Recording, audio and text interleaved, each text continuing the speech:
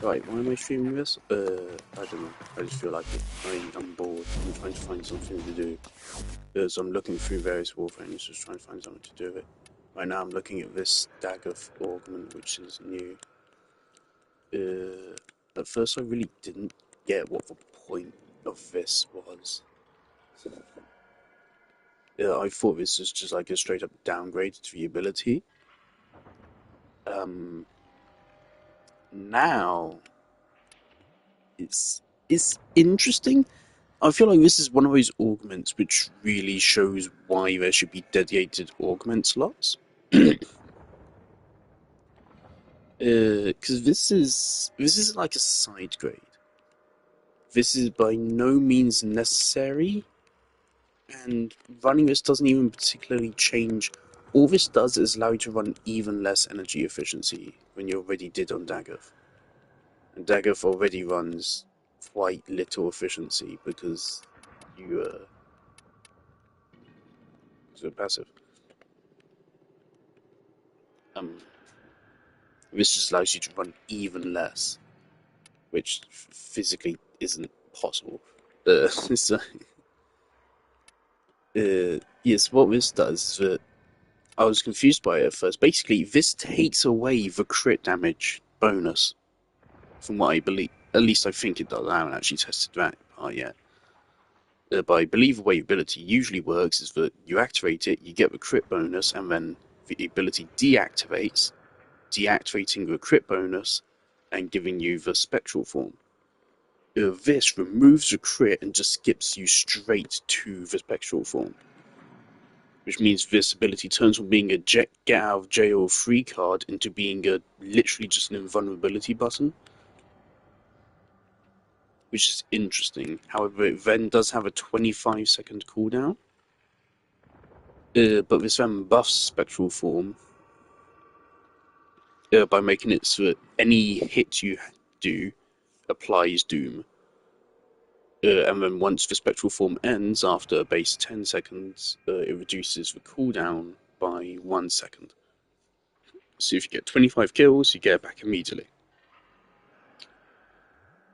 Um, so this is a thing. It exists, and honestly, like, I'm having fun playing with it right now. Uh, because what it effectively does is just allows you to do this.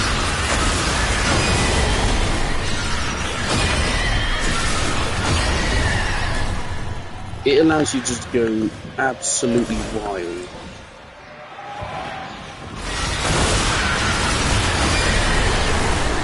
During the duration there, because you do not have to worry about energy at all. And right there, because I'm spawning in a massive set of enemies, I already have it back to cooldown. But of course, that cooldown is relying on enemy density, which is obviously problematic. I generally hate being constrained on enemy density.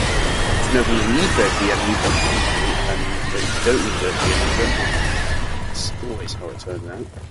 I was thinking I wasn't going to talk over this, but now I'm feeling like it.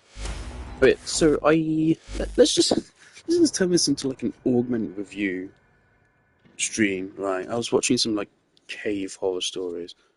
Oh,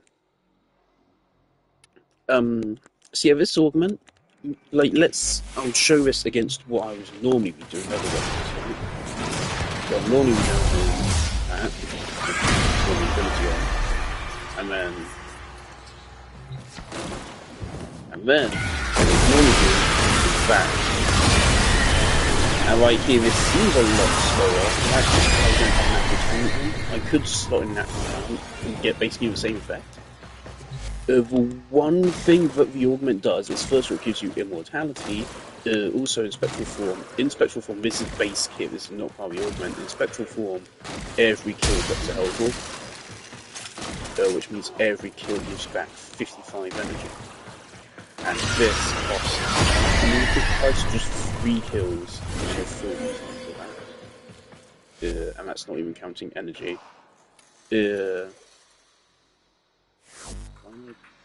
am I doing that? The only thing it saves you from actually doing is just passing through it, which is a very, very important task there. Yeah. That's all the augment really does, on top of the invincibility, of course. But then it does that without the augment anyway, kind of. And then goes on a 25-second cooldown. And I mean, if you need it again within those 25 seconds, you're clearly doing something wrong. Anyway. So yeah, all the augment really does is just give you a power. It basically just gives you a god mode button, which is a cool idea. I like that as an idea, but again, why? Kind of just why? I would actually kind of prefer if this was kind of like a Warframe's base kit or something. If a Warframe just basically a little short variation, I guess. I mean, like, yeah, it's cool. And also, of course, like, Dagger's way better at using the horses. So I suppose the crit part of the ability isn't particularly missed. So you really should be using your horses on Dagger instead of your guns. Depending on terrain. If you're in, like, an open world or something, then probably guns. But in the rest of the game, it's all corridors. There's no design to go down the corridors. Yeah. That's what you want to do with Dagger. If you want to find to one point of a map where you can send your horse down every single angle, then just do it.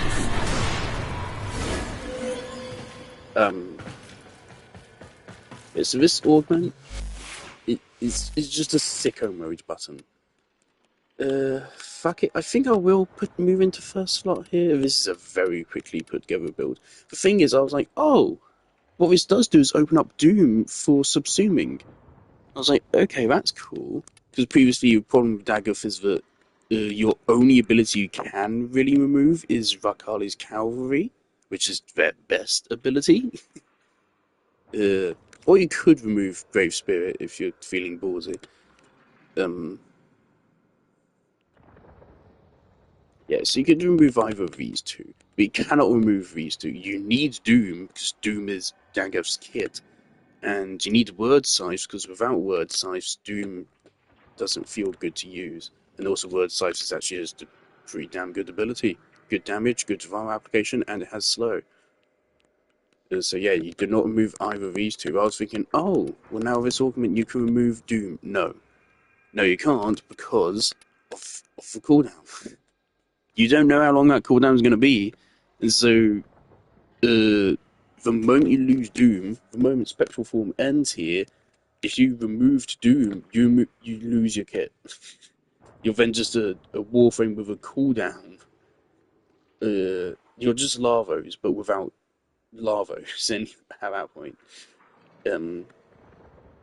It's a bad idea. So yeah, you can't even subsume off Doom, because then during that cooldown time, you don't know what you're going to be doing. So yeah, unfortunately, it doesn't really do that. So my suggestion would be for this augment to make it so that maybe even during the cooldown you can also apply Doom. Maybe that'd be too overpowered. I just feel like there should be some other aspect of Doom application so that you can subsume off Doom safely. Maybe just make it as part of the augment word size whilst on cooldown also applies Doom or something. Or killing enemies whilst it's on cooldown also applies Doom in like an AoE around a dead enemy. That would make more sense to me. Since this ability is all about activating it, going ham for base 10 seconds, and then having a little cooldown. That's it. I feel like I should have a little bit more duration on this to take advantage of it more.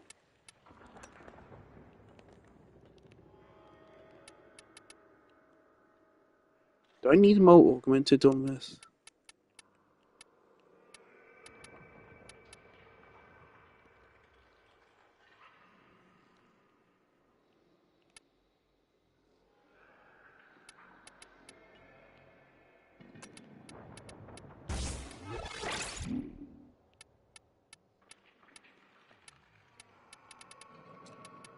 Right, this is risky because Dagoth is not great at keeping shields up.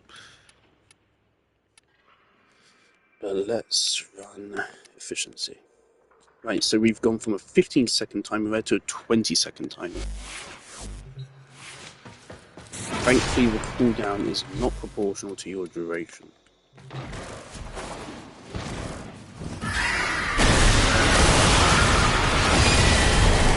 But this seems pretty satisfying. I don't feel like, why is this even an augment? I frankly, I feel like it would be better to just save this for a base kit. Oh, the gas cloud. I feel like I would just see this as part of some Warframe's base kit, but either way, it's a cool mechanic. It's cool. Also, like, there's no point to use this if you're using a run and gun Dagoth again. I don't get people that do that. Dagoth is very much made for Rakali's cavalry. This augment encourages that by the main feature of this augment, quite frankly, just being able to get those cover as well.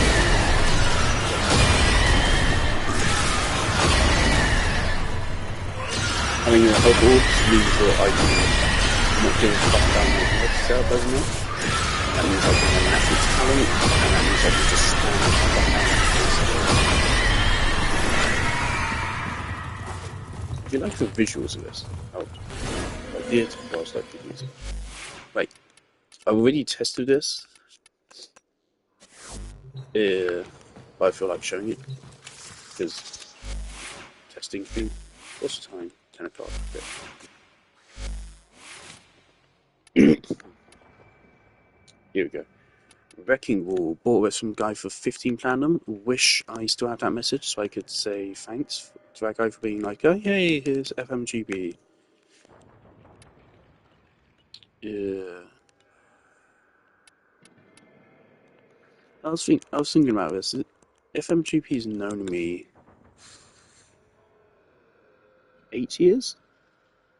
8 or 7 years. A long time. This guy's known me, or at least first talked to me when I was like 13. Either 12 or 13. Probably 13. Yeah, probably 13. It was probably about a year after I started playing Warframe. Probably. If I joined this clan. It's just seeing oh, he's gone. Oh. I noticed he was online earlier and I was like, oh, hi, how's it going? I haven't seen you in a while. I know how old he is, but like when he first talked to me, when I first joined his clan, I was like 13. And of course now I'm fucking 20 years old. Oh. I just feel like that's I would love to have that experience, I think. I mean, that's literally what it's like to raise a kid. Actually.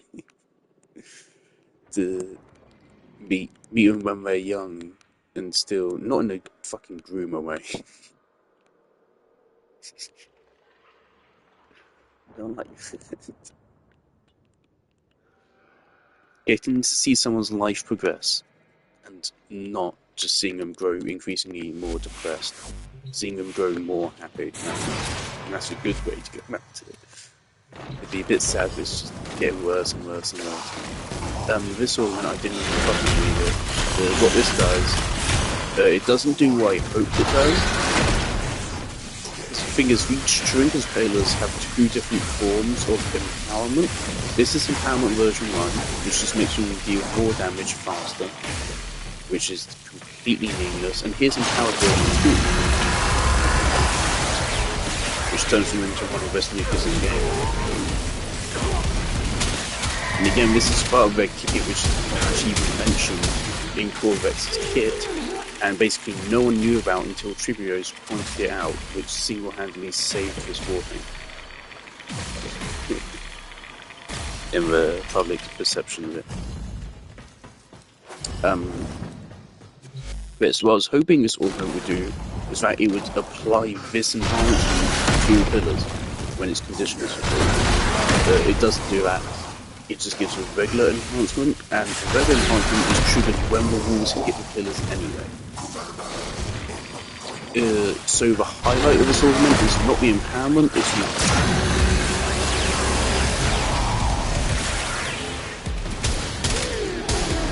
the so like what this augment does. I thought I got Heiko though for some reason. Strips armor and shields. If you hit 5 or more enemies, it will reset their duration, which is actually good. That's pretty nice, because that means you're not having to reset them. Despite their long duration, resetting them can get annoying. So what you want to do is you want to set 2 of them up at different corners of a room. It's a shame you can only have 2. You should set one up in both corners of a room, where the 2 main choke points are, and then, like the way you play Core Effects, just set one up at 2 choke points. And then just use your 4 and just wipe it over them and just keep them constantly empowered, and that's how you play Corvex. The benefit of empowering them, even though it already empowers them if it just hits them, is that now you don't need to hit them. But empowering them like that is kind of pointless anyway. So the bonus here is ignore the empowerment. It does not matter. It really doesn't at all. The bonus here is the duration replenishment, which is really a quality of life thing. The only time the duration is really a problem is just because of the fact that you have to replace them. And so that means that there's a couple seconds where you aren't DPSing, which means the enemies will group up and potentially hurt you. Potentially.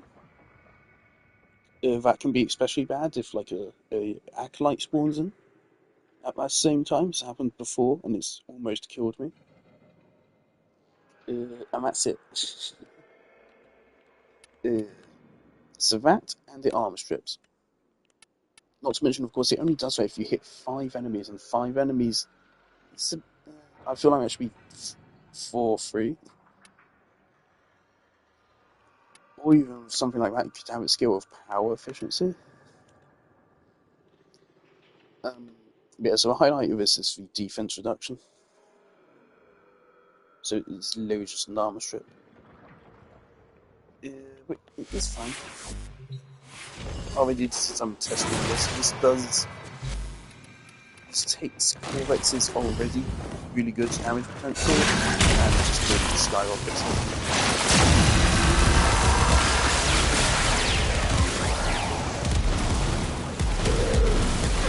There's one problem with Corvex here, is that it will melt everything and then suddenly these guys just start closing behind. That really pisses me off. That's why I don't play Corvex so much. It's nothing pisses me off more than that kind of thing. It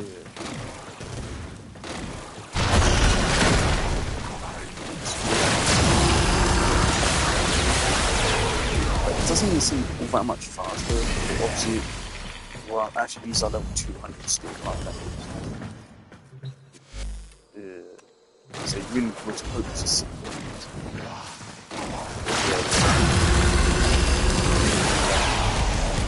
Probably going to be next to look, but different more than it also increases more damage. 200% power strength for a full strip, which is perfectly achievable on Warframe.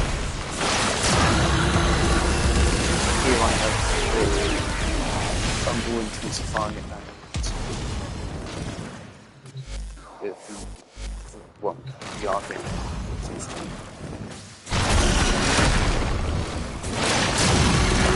Thanks to the arm strip changes, you can do just fine without the full strip until you reach 200% down.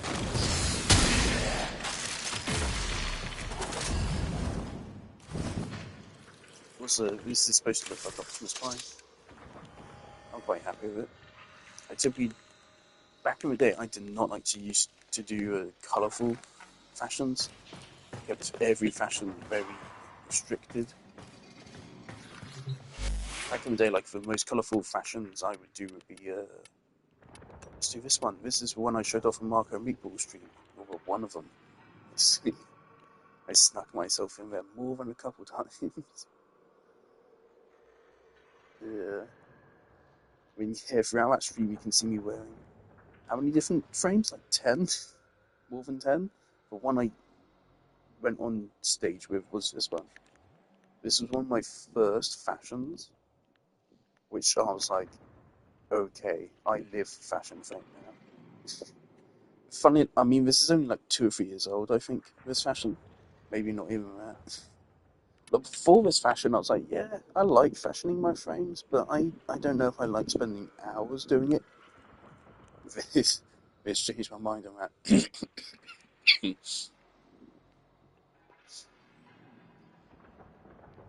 Yeah, I really liked this fashion. It's going to just inspire me to start doing more stuff, rather than just making every frame black and grey and gold. As a general rule. Yeah, it made me start doing more thematic fashions like this. Stop trying. I mean, yeah, we have Optimus Prime, we have Aerith. Poor fucking Rendell. I have not bothered with Steinax yet. Blood, I guess. Yeah. I think this was supposed to kind of just be Ghost Tree. Wolf. Shockwave. Yeah. I really like my dagger fashion. I'm really happy with this. Speed Demon.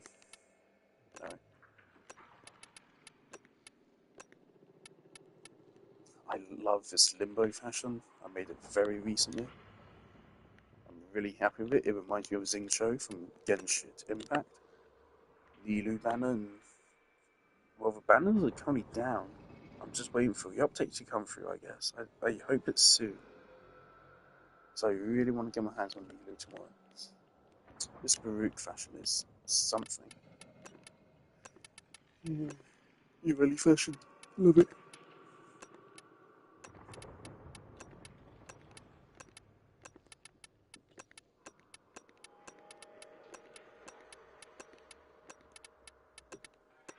I have a lot of fashion. So many.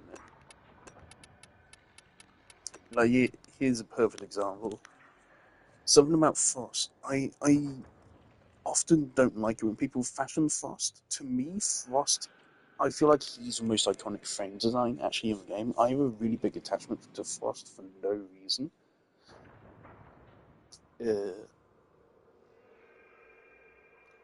I don't know, I just love his default design. It's pretty much exactly default. This is as close to his base colours as I could get. And it's one of his classic helmets. I don't know why I've put this thing here. I should probably remove it. I just love his design. I really love it. But a lot of my older designs just used to be like this. Either this or just primifying the frame. Like there, yeah. It's going to just a base colour scheme, but I replaced with silver with pink. And here's another one. Same as classic, but just more vivid colours.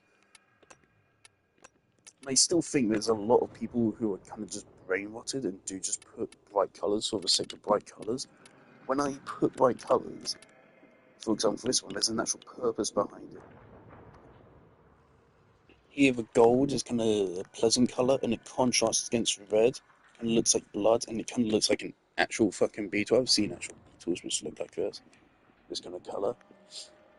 Also, the lime green ephemera adds that accent to it. His skin just kind of looks disgusting. That was my intent. This is umber, but slightly purple. Yeah. I love this snow. Orion Falls.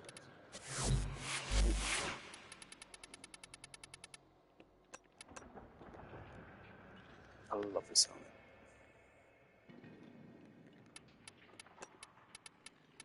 So many Saren fashions. Again, just time, but more.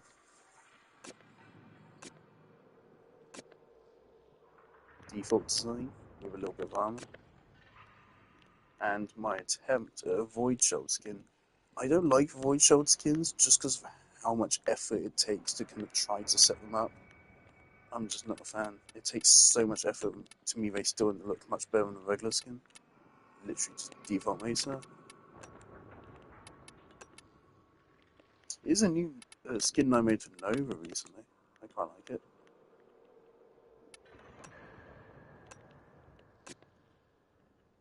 A lot of Nova fashions. I've deleted a lot of Nova fashions over time. I really should have saved someone a duplicate.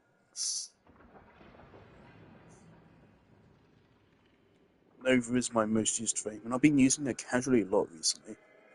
In the past, I only ever used her at Hydron, and just because I spent so much time at Hydron, she became my most used. But in the last couple of weeks, I've actually really gotten into using her, especially with this fashion. I actually really like it.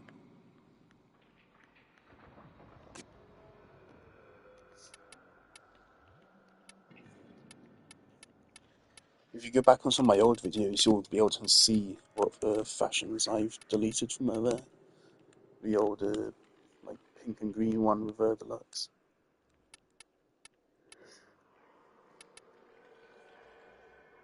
Right, Warframes. There's another I just looked at, wasn't there?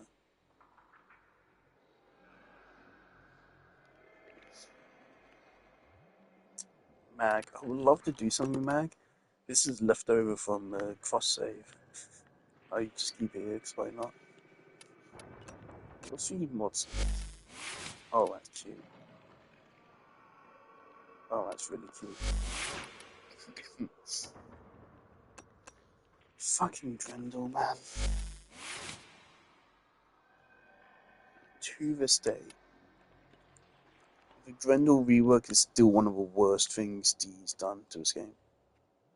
Kind of not. It gave us reworked Nourish, which has ultimately been a good thing for a game, for the energy economy buff it gives via helmet. But of course, like, Grendel was my favourite Warframe of the game pre-rework, and I mathematically proved, I had the evidence proving that he was tied, at least in terms of kill rate, for best Warframe in the game. I had a mathematical proof that at the time he had the highest, or at least was tied with the other frames for the highest kill rate. He was the strongest, tied for the strongest thing in the game at the time. Nowadays, with more recent things which have emerged, like I think Mirage's melee influence thing, if that still works, that's better than this. Uh, or better than Grendel was. Uh, yeah, the Grendel rework, I mean, it made him easier to play, it gave him more public appeal, but it also was the biggest nerf in Warframe history, by far. That's the thing, I feel like if you look at Grendel's usage rate, he's probably actually gone down since. Because what they did is they made Grendel more accessible, but they still didn't really make him interesting. And so a result of that is that people who were previously Grendel mains, like me, and actually knew he was really strong, now don't like him because they completely ruined him. They completely gutted his kit, made him so much weaker. We don't like him because they did that. And now the newcomers also still don't like him because they didn't really do enough. So what we really should have done is just left his original kit intact, which they easily could have done. Just don't change Feast. They easily could have done that. Yeah, but they didn't. All it would have taken for this to be a perfect rework, for rework to be fine, is to just not destroy Feast. keep that damage over second effect, keep its armor strip effect, and keep it capped at 40 enemies rather than 5. And Grendel would still be a top tier nuker I'd be using today, but no, he's fucking crap. When he first released, when the rework first released, people were really impressed by Grendel's damage.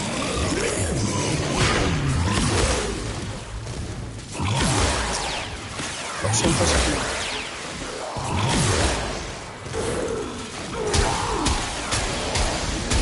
Now, Grendel, like relative to other things, that damage is not good.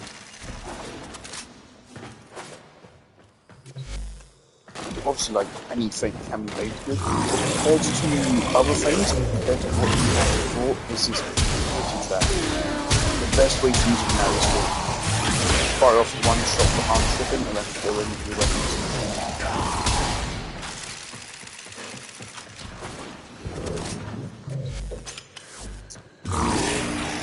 I don't want to do anything, I just wanted to rant about Grendel. Completely butchered his thing. Rework. And it was infuriating to deal with so many people saying, oh my god, Grendel was so buffed, and all these people on the internet fucking telling me I'm wrong when I'm linking to them this fucking thing I've written, breaking down the maths. I've never gone through so much effort for fucking build crafting or anything, but just because I actually love Grendel so much, or did love Grendel so much, yeah, I put so much work into showing how he is secretly the best frame in the game. Just build him well and play him well. Skill issue, genuinely just skill issue. And people just said no because Nightmare Frame says no, so he must be right, even though he's often wrong. And he was wrong about that, but the devs listened to him and not to me, and so now Grendel is fucking pointless.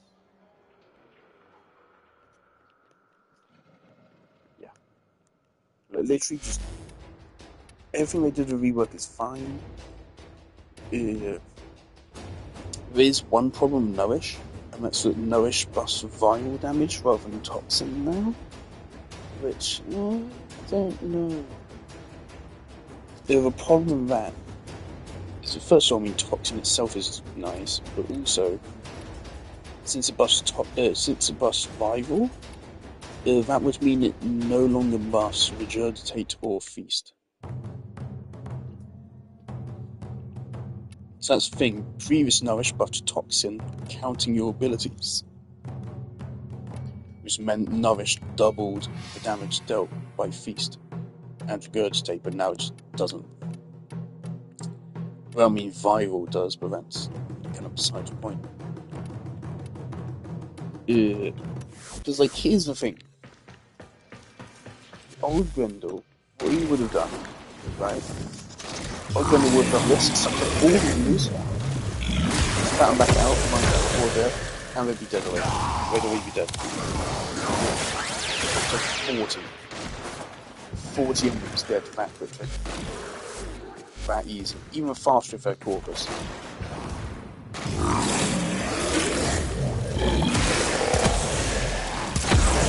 Dead. Even as Isabel, they're almost dead. Fucking hilarious.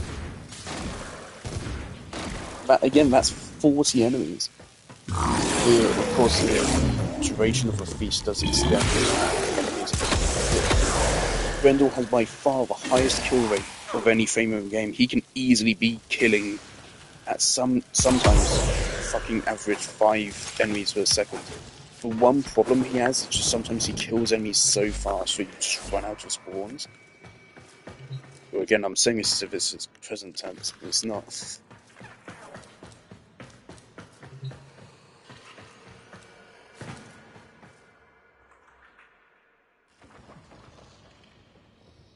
Yeah, I had this guy hitting 200 kills per minute when back in the day when 150 was considered holy shit, this is the best build in the game. And I had him running 200, and I was showing it to people, and I was like, here's a mathematical proof. Here's fucking footage of me doing it. Here's my build. Here's my play style. Here's how you do it. And people are like, no, nah, nah. So those people's got to ruin. Protea, the new Protea augment, it's fine.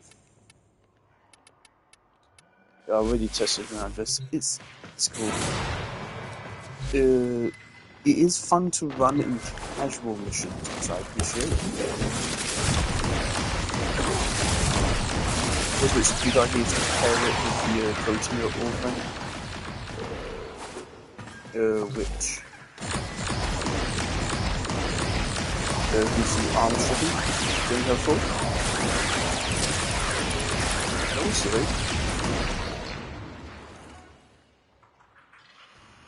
something you probably don't realize about it is you can indeed cancel your falling. Usually cancelling your fall, you would never really do it, normally with Protea. Now with this augment, it actually makes a whole lot of sense to do it, especially in a casual mission. Because I don't know why, it feels like Protea is dealing less damage for some reason recently.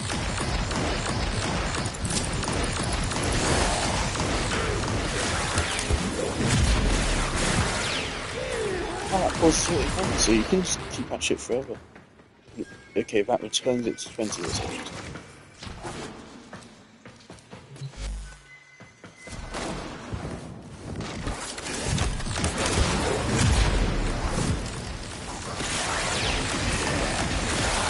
Shame it's 20.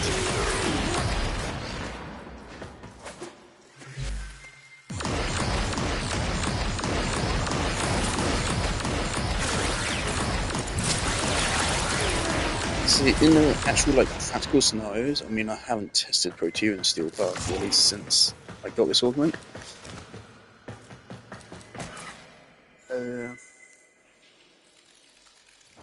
Does this make her any stronger? These are level 200 Steel Path enemies, and it is still able to rip through immune out just 20 times damage.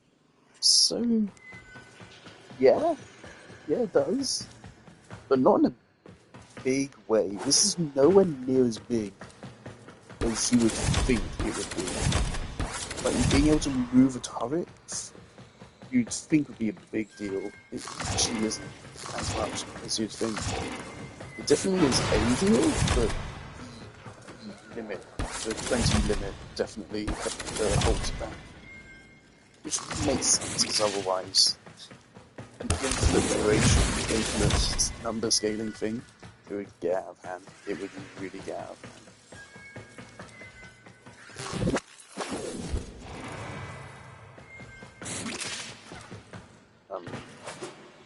Yeah, to cancel Protea's forehead, you tap it to trigger anything, or hold it to cancel it.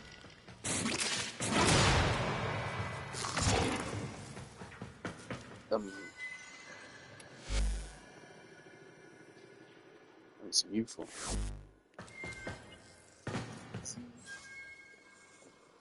Yeah,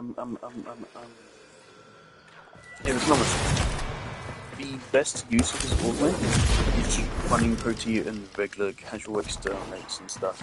Because now, what you can do, often in exterminates, what you do before is you would run into a hallway, place down your turret, and then, I don't know, a fucking Saren comes through with a sober and steers through before your blaze even gets shot off.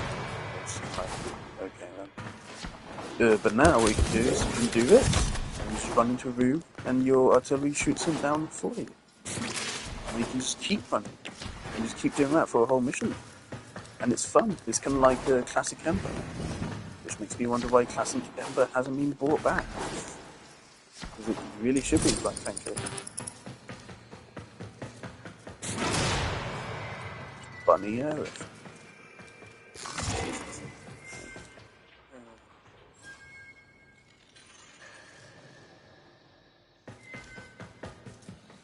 Yeah, so that's the best use of the augment, just for casual gameplay. Which is fine, but yeah. What were the other augments which released recently? I don't remember. Jade. I'll make this very quick. Jade is good. Very good.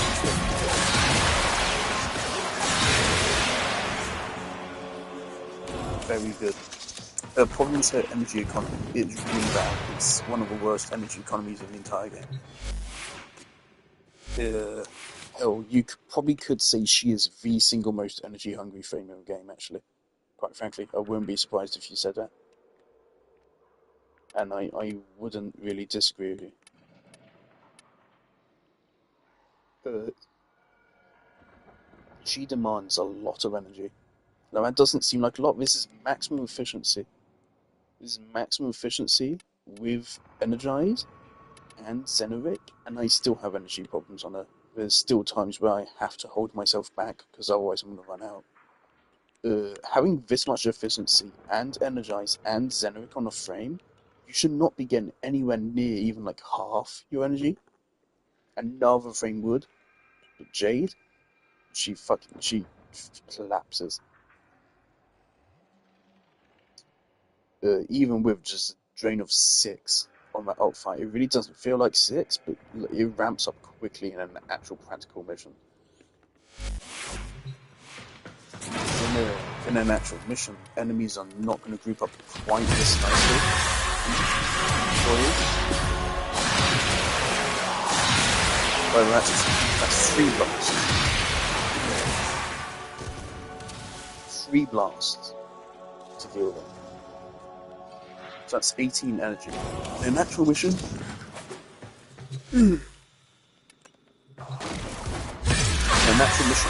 first of all, they may not be armor stripped because you may not be able to keep them up inside.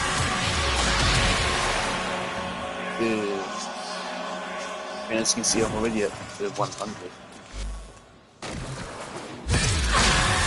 It comes like a natural, but her being in the air makes it harder to keep up energy.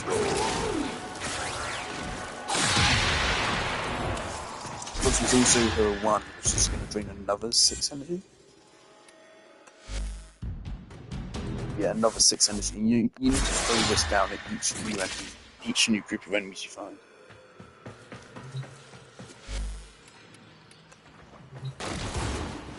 It's like, yeah, let's look at this now.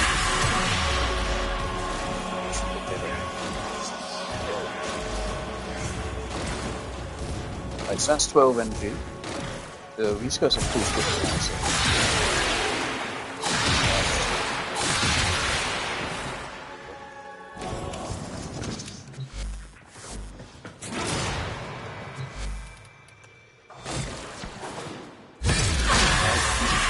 12 energy, 18 energy, 24, 30, 36,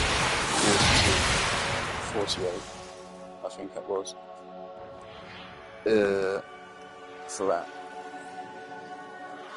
Which, I mean, 48 for killing 20 enemies sounds good, but again, it's something which scales on enemy density. So, the less enemies you have, the more it's actually going to cost to kill, the longer it's going to take to kill, the higher risk of them killing you, and also the less energy you get in return, because you're killing less enemies, which means less energy drops. So whilst this seems pretty stable in a controlled environment, in practicality, this is not good. It's really not good. As Invasions made a video getting frustrated at people. I mean, I don't really know the context behind that video, but without the context, it does not look good for him, because he's kind of just like saying, "Oh, stop complaining." When the complaints are perfectly valid, she's the worst energy economy frame in the game by quite a way. My Gauss, my my clapping game Gauss here which is incredibly strong. He has a better energy economy. Last time I checked, at least. I don't think I've checked this since from Nourish actually. But last time I checked, his energy economy felt better.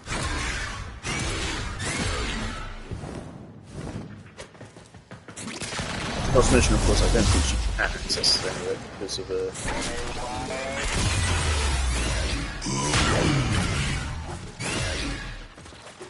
I don't remember how to play this.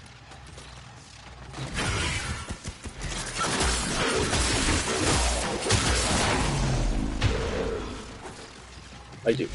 Great.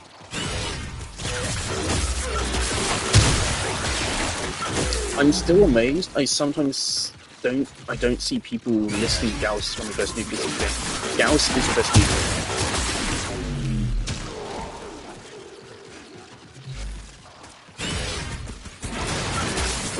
I won't lie, I don't Google things for Warframe, of course, which is something I can find myself on. I figure out everything by myself. Except for like really fucking things, like really good things, which I simply couldn't know without Googling them. Or just things which I happen to find, but I never go out of my way to find anything out via Google. So I don't know how this ability scales. I just know it strips armor and it deals damage. As far as I can tell, it's infinitely scaling. It scales with enemy health. It seems to take out like half of their health and then deal some damage on top of that. And actually, since it's blast, does it actually apply blast status? I also think it scales with event.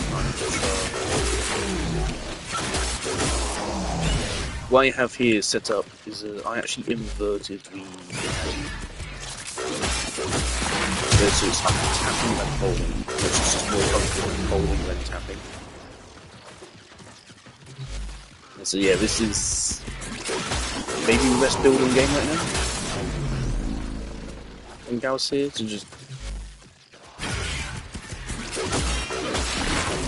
that does apply blast. I saw the blast, yeah, you see the blast symbol there.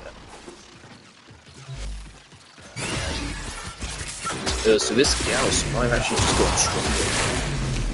If that is actually applying blast, chat, that means that the blast damage is going to be heading even more onto that. Because yeah, Gauss is bonkers. Gauss is stupid OP. Gauss is the best nuker in the game, still is. Gauss is fucking crazy. It's kind of funny, just several of what DE means to be weapons buffers frames just turn into nukers. Like Gauss is supposed to be a weapons buffer. He's supposed to be a weapon buffer, but you made him the best nuker in the game. Saren. Fucking Saren. Saren's best usage is this. This is Saren's best build, by far. Watch this shit.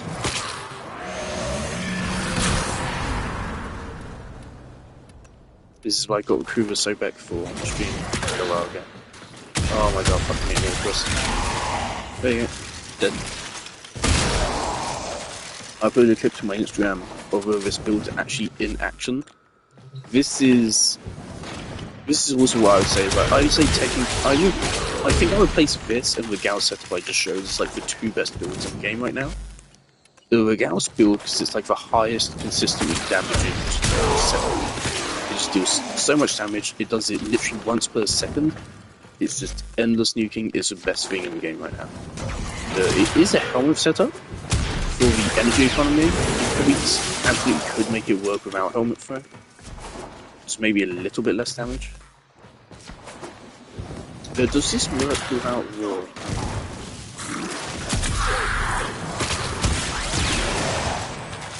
It absolutely does work without war.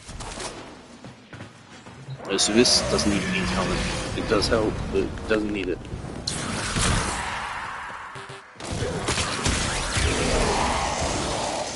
The thing which makes this really strong, first of all, is its infinite scaling. It scales on enemy health. But also, the explosion itself. The explosion, what's happening here, right? To explain it, no one's watching this. I'm doing this to satisfy my own ego, right? Acid shells explode on death, dealing 450, so that's flat damage plus enemy max health. So that's infinite scaling on top of flat damage, which is perfect. That's always what you want. Actually, appreciate what Genshin does that. For healing values, it has a flat value and then percentage value for scaling. I really like that kind of concept. I think that's just really good for scaling in games. So whoever invented that, thanks. 15-meter radius. First of all, 15 meters is pretty good. I think this does have a line of sight restriction. This is the biggest AoE gun in the game. Also the highest damaging. So yeah, this mod turns Sobek into the highest damaging, largest AoE gun in the game. Not the largest AoE in the game, but the largest gun AoE. 15 meters.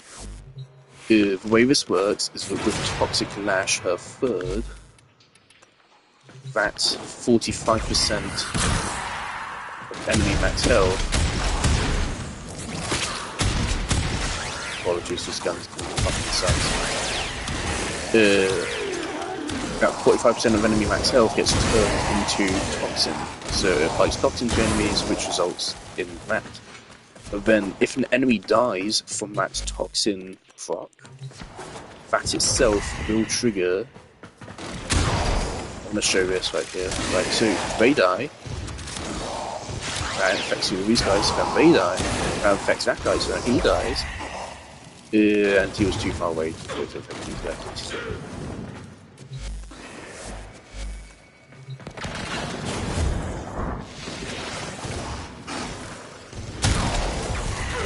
I love this, it's so satisfying. Of course, it's a lovely little chain reaction, so each enemy that dies sets off another explosion, which increases the damage on anyone already affected nearby, but it then chains it. And that results in this thing killing enemies, which are 63 meters. I've been killing enemies 150 meters away with this. Twice. Almost. Best part of... well, not almost. More than the entire distance of this room.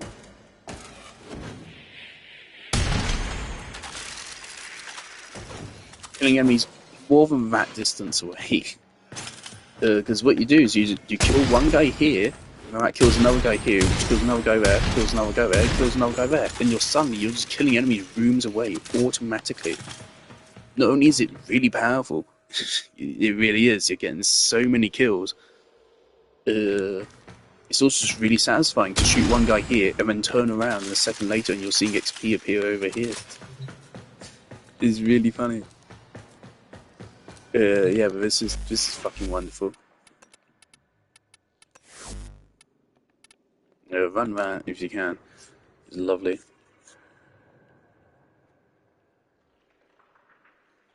I'm happy. I used to do that before. It was cool, as well. For most people, that build only really caught on after Helminth introduced Raw Seren, but I used that shit before. I don't like Raw. I don't. Sorry, Korra fans. What's Nidus? It pisses me off to see people building Nidus for strength. Nidus 198 strength. That's it. Actually, maybe... okay. No. I'll give them some credit. Since all the damage changes and stuff, and the armor changes... Mean Solstice, ahoy, Tenno. Hello, man. I was just, I'm just running through random things. The advice which I always give the Nidus is don't bother with strength above 190. For me, the strength is for reaching maximum damage reduction of his 3, because his abilities don't actually deal that much damage.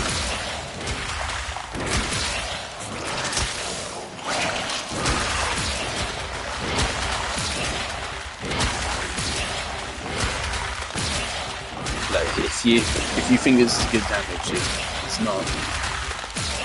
And this is like, I think this is like 100 this build. I didn't check which build I actually snapped it onto.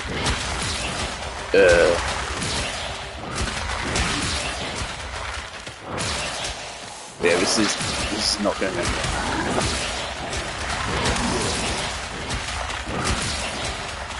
Person in chat, if you have any ideas for me to try, throw them at me. So that's why I started this stream. I'm just trying to find something new to build. Alright, we're at maximum 2 station strats now. This is not good frame damage. No amount of power strength is going to help this, right? Now, with armor stripping, that's still... yeah, it still isn't all that good. Even with armor stripping there.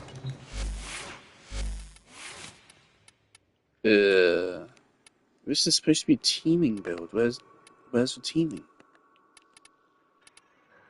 Oh, there's some funky things I was working on. I don't remember who he is. Acroblades, alright. Okay, so I guess this is my teaming build now. Right. Oh, I was 150 strength. I mean, still that's a decent chunk.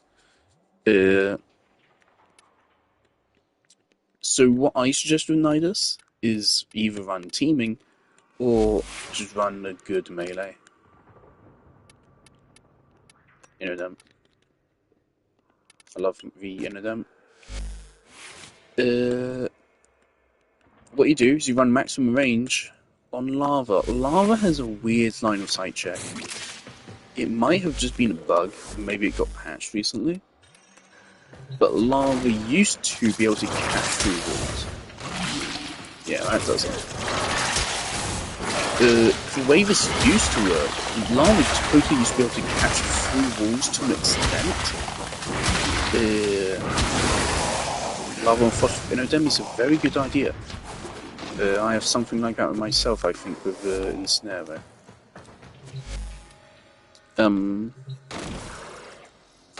What was I saying? Yeah, so this build is slightly outdated because lava, like here, right here. As you can see, yeah, that did get, like, you probably wouldn't have thought I would, but it did. I think on the helmet version of the ability doesn't have as good tracking. But yeah, this is way more flexible than you'd think, so building maximum range for lava actually makes a lot of sense. Also, maximum range just means maximum range for hitting enemies and getting your energy back. The main reason why I actually go for maximum range, actually, the main reason is the lava, but the second main reason is Nidus 4. Because Nidus 4 creates some little maggots which explode in an AoE, and their damage can actually be surprisingly good. In my experience, from what I remember at least. It's been a while since I've ran Nidus. Warframe on Ash Prime. Yeah, that's good. I don't know if I have Warframe, but I do have a strike on it. The detonations from these maggots are actually your best source of ability damage on Nidus. They still won't do much to big guys, but they will deal with trash very well. And so that's what you want to be your main source of damage with Nidus. Silence on Serum is interesting. Yeah, that's why I recommend maximum range on Nidus to make the explosions as big as possible. There. His base radius is only 4. But this effectively turns his 4 into a carpet bomb. And so the best way to play Nidus is, unfortunately, it's boring. But the best way to play him is just... The game's slightly louder than the mic. That's unfortunate.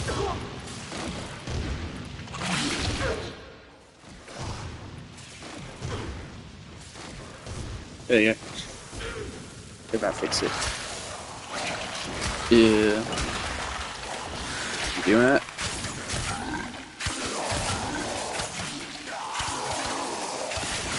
You know, if I was being smart, I'd run Argonaut here for the armor stripping. Oh, you're... Yeah, so you run Nidus as a melee frame.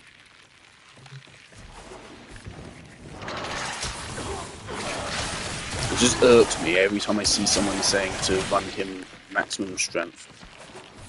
Because, no, you don't do that. Nidus is actually probably the frame I've come furthest into survival with. Good, we think. If I wanted to, I could go 24 hours in survival. I just don't have time to do that. Exactly, I don't play games for money. I'm not a streamer. I don't do this officially. If streaming was my job, I absolutely would try to do a 24-hour survival, I think. Necro's Prime and Hildren Prime. Sure, in a minute. I can't see the rest of your message, it cuts off like past tracks. I'm streaming straight from PlayStation's and the UI's screwy. I saw Hildren Prime and Necro's Prime. I probably have some relics then.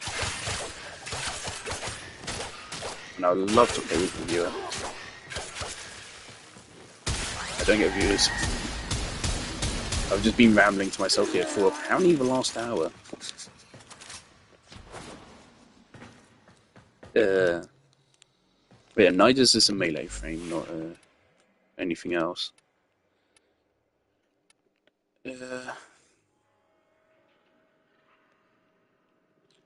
Things I wanted to test. There's a Excalibur setup I heard about.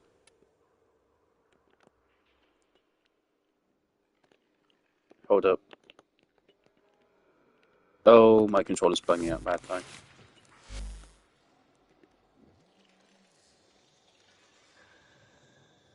Let me pull up the chat on my phone.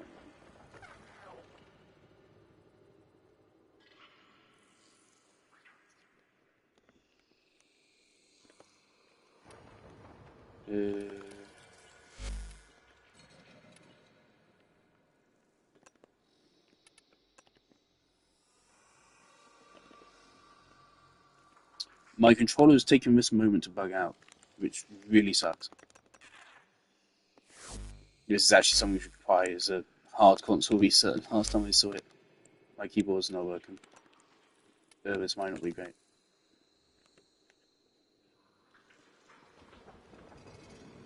My PlayStation might be overheating, maybe that's it. Oh, God's sake. I can't type.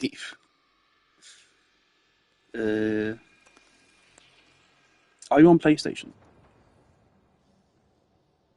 That wouldn't help. Okay, what region are you?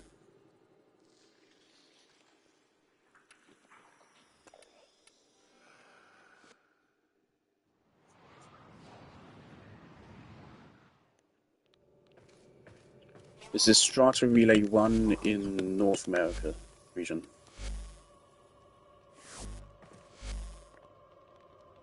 This relay's for.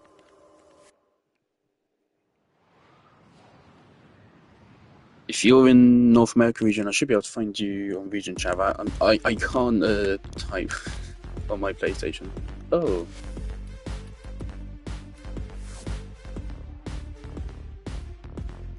There you go. Armstrong.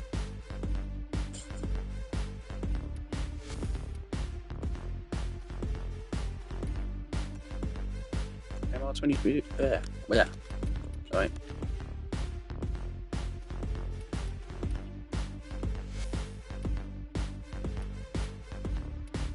Ooh. Nice operator. Ooh. I'd like to get a better look at that Zaku. Can't really see much of this light. Very pale, very pink. Interesting. Natural usage based. Oh, you like Frost. Very based.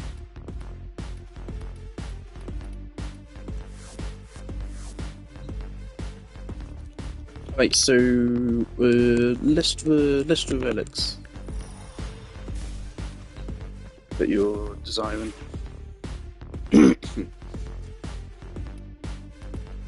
It was Hildren and Necros. I can tell you right now, I have a lot of Necros relics. I'm not be able to fight. Okay, hold on. I'm gonna turn my controller off and turn it back on again. Hopefully that'll work. I'll have to go silent for a minute because my mic is in my controller.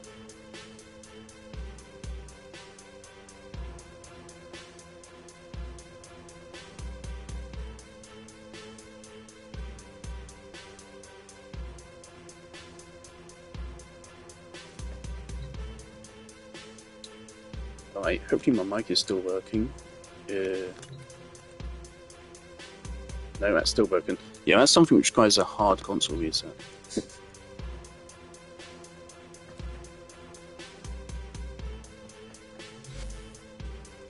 Maybe... Is there like a recalibrate controller in controller settings?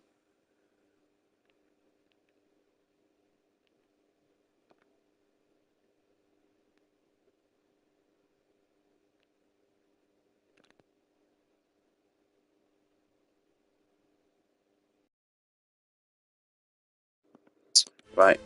I've set my controller to work via USB cable. It doesn't help.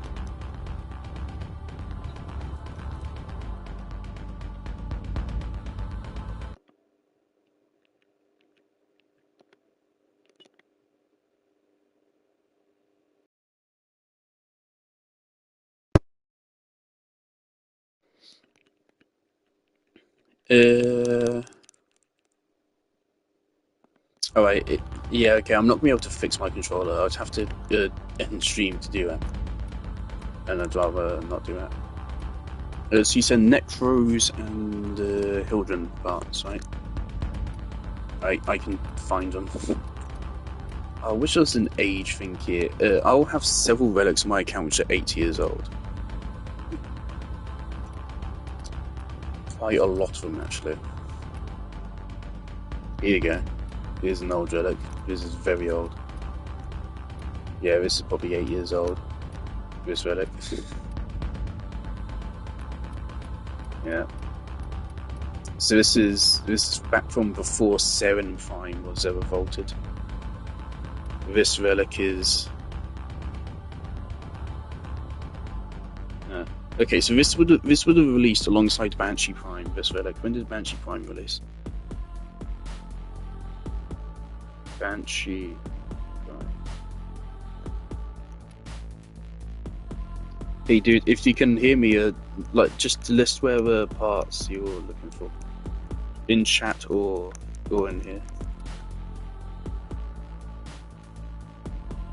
Banshee. Let me check stream. Is my sound working after I turn my controller off? Is my sound working? Okay, it is working.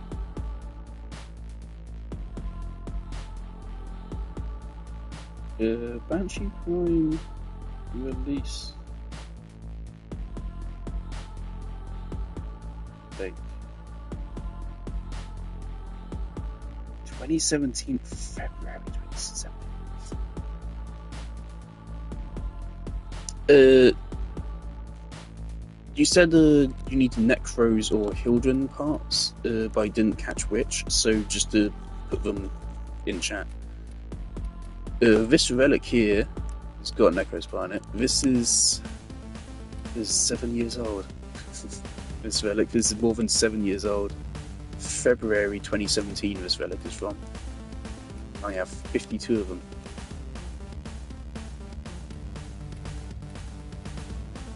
I have a lot of old relics.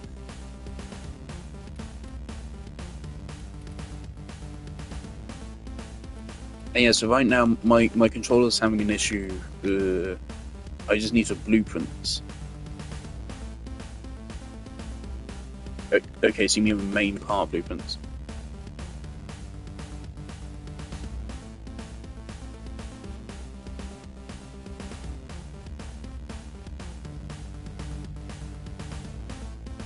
Hildren and Necros. Okay. I don't know how many relics I have for Hildren, but I should have some for Necrosis ones. I'm just going to have to find them manually. Necrosis Blueprint is a rare. I might be able to type if I try really hard. That's an M. That's a H. I got an N. What's even on... Okay. Okay, we got an N.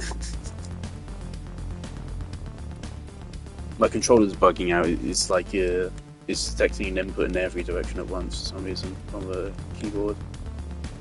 Actually, so it's probably not a controller thing. That's a keyboard bug. I feel like it's Neo.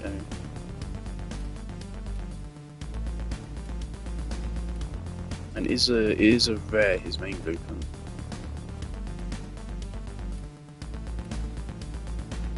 If you know any actual relic names, just have it, drop them. So otherwise for now I'm just going to be checking through them. Manually. I have a lot.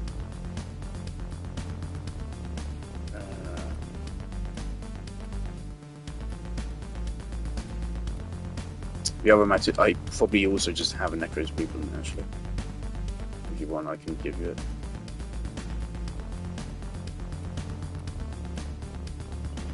There you go, okay. Lift N3. So that is Valkyrie.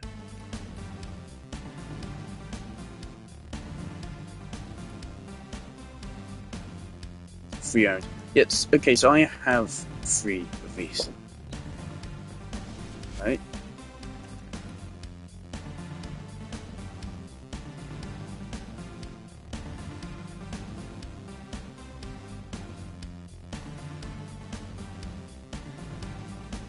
Yeah. So we can run relics for this, but Firewalker on Harrow. Okay. We can run relics for Necros, or I can just give you this if you want.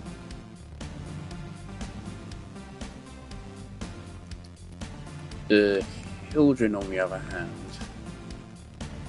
Hildren, I will not have her part or her main blueprint. I have not farmed her.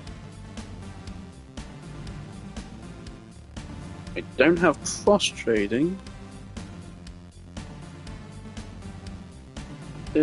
What's the process for unlocking that? I remember it being very easy.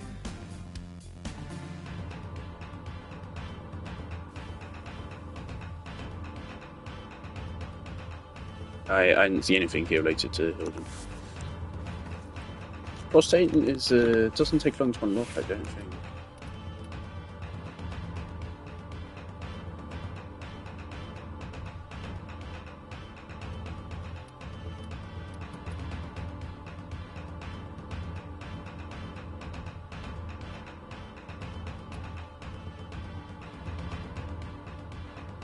Don't remember the info.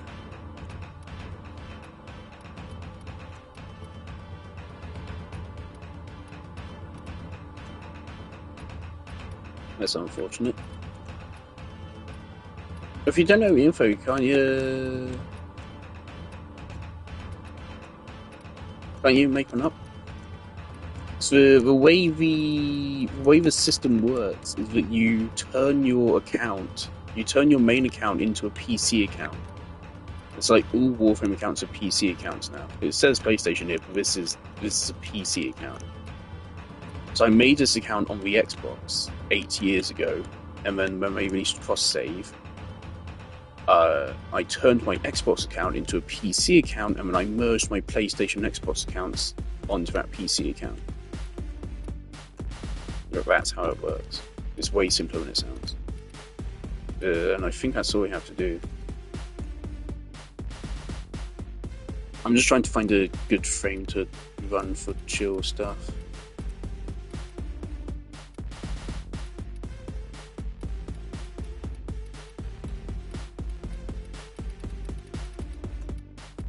Alright, Volunteers. Hildren. Okay, well, the H is right here. Could be further down.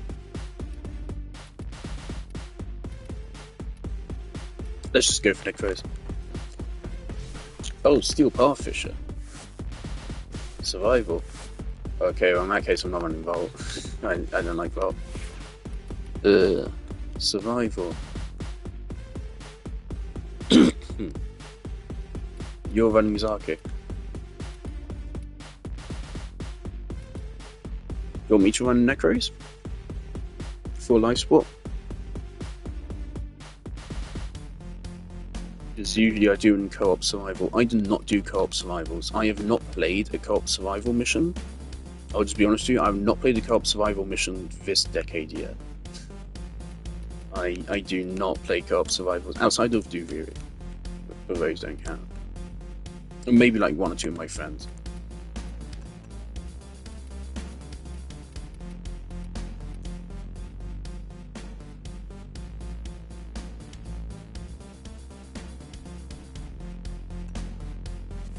I'll stick to Jade. This is Corpus. Okay, which one was it? Was it N3?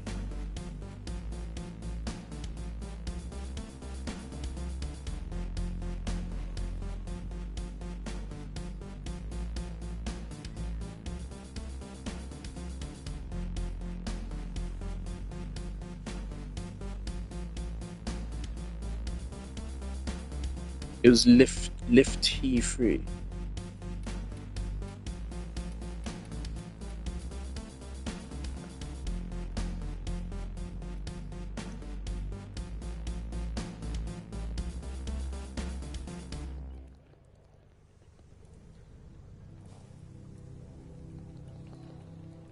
I still can't type, okay.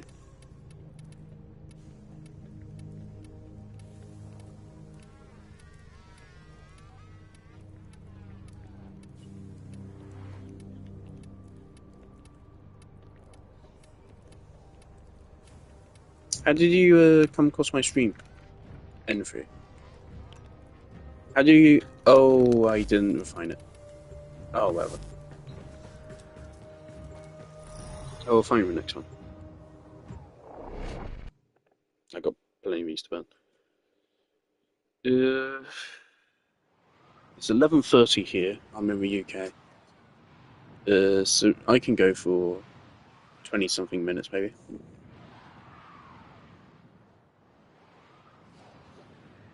Oh, we're public.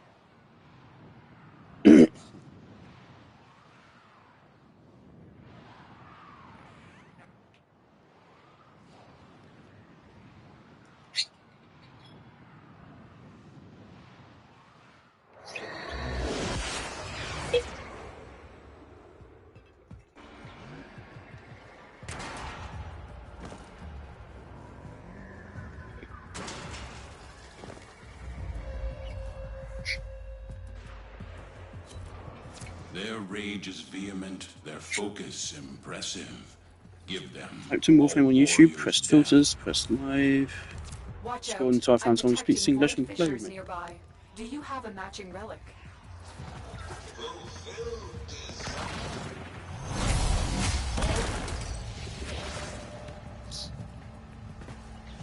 Alright.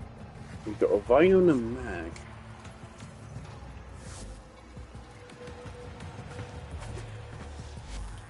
Game chat's off.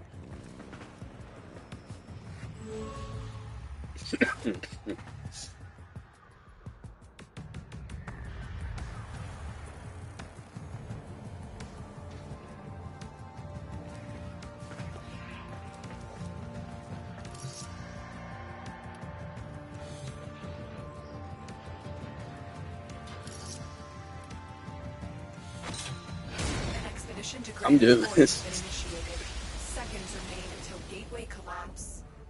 I want to see how much I can do here without Zorus. Spectrum particle spillover imminent. Thin the specters and save any Solaris you can.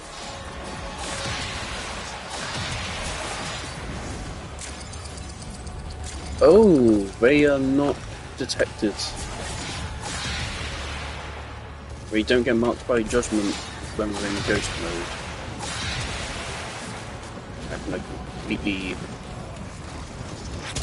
That's any plans I could have. There's no way to back out, is there? Oh well.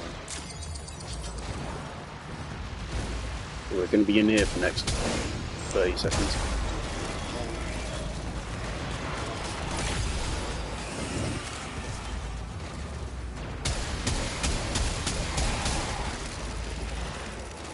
I still don't know what spectral debris does. Alright, yeah, we're not going to get a reward on this.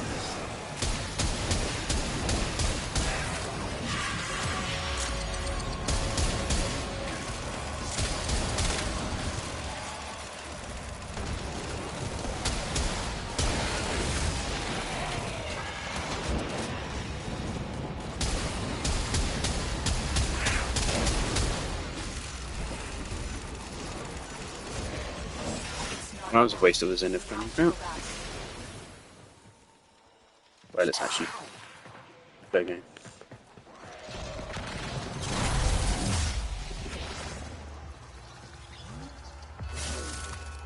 They have just shut I down like all a pink systems. rocket. I'm sending life support capsules your way. Official, defend yourself and use reactor to open relics. I picked Jade because my 1 will buff your 2, I think.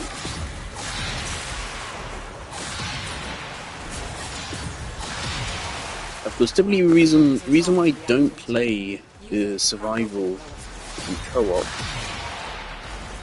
is because survival is specifically designed for you to stay in one spot and just kill everything that comes near you. But in co-op, everyone naturally branches out, which means that very quickly enemy density just gets completely screwed. I usually hate that. Jade does lend herself to running combat. It's been a while. Get ready for a capsule.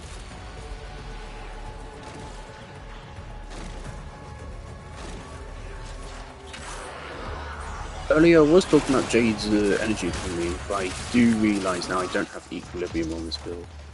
Oi, what these looks sharpish, check. We all love looting.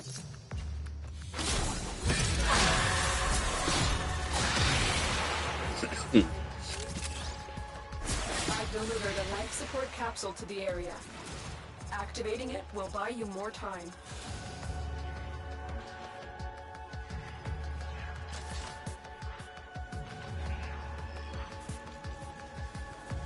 If you don't have a Jade, I'd really recommend getting her. She's like Titania, but actually good. The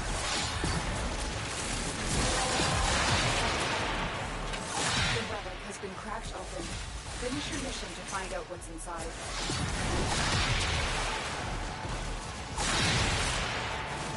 In a way, Jade is actually comparable to old Grendel. I don't know if you were on stream when I was ranting out pre-nerf Grendel. I know how long you've played the game for, but I've been here for 8 years. More than 8 years now. I've been playing this game for almost half my life. And when I say almost, I do mean almost. 8 years and I'm 20 years old. So 40% of my life I've been playing this game. 5 Archon shards now. That's good.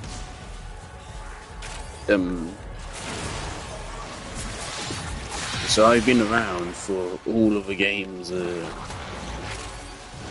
ups and downs, the vast majority of them.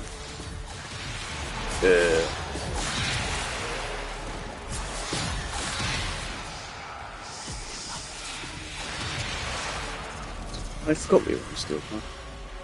I've delivered another life support capsule.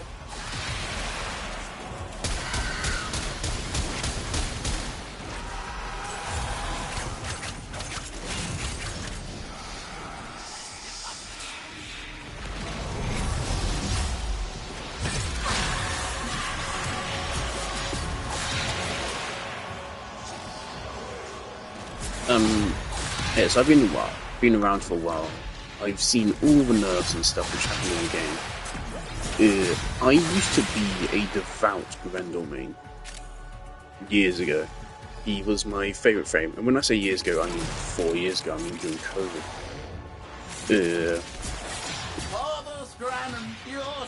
He was my favourite frame back then. And I had a very, very good build on him. And at the time, Grendel was hated. The Warframe YouTubers insisted that he's the worst frame in the game. Meanwhile, I was out here with no one watching me, but screaming at anyone that would listen about how he's actually... I have a mathematical proof as to how, at the time, he had the capability to have the best damage output in the game, out of any Warframe. By the way, you have 2 guys right next to each other here, which is holding your ability back.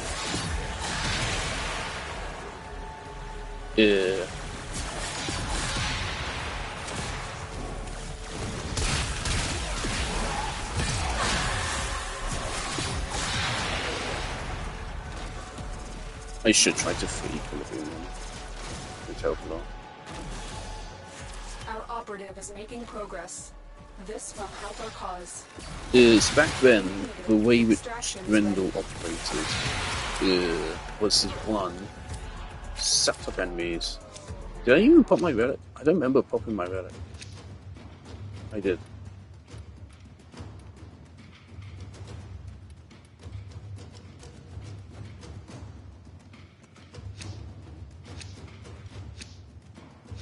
Okay, now we need to find the end 3 really fast.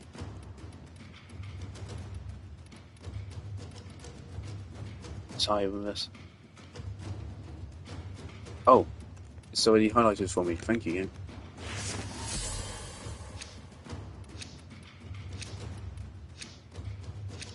Pick something. That's not great.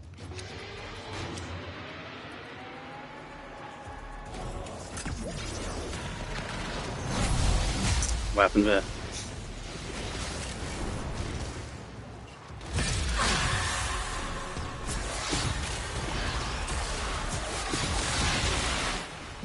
Don't tell me it went AFK at the worst possible time. You gotta mean it.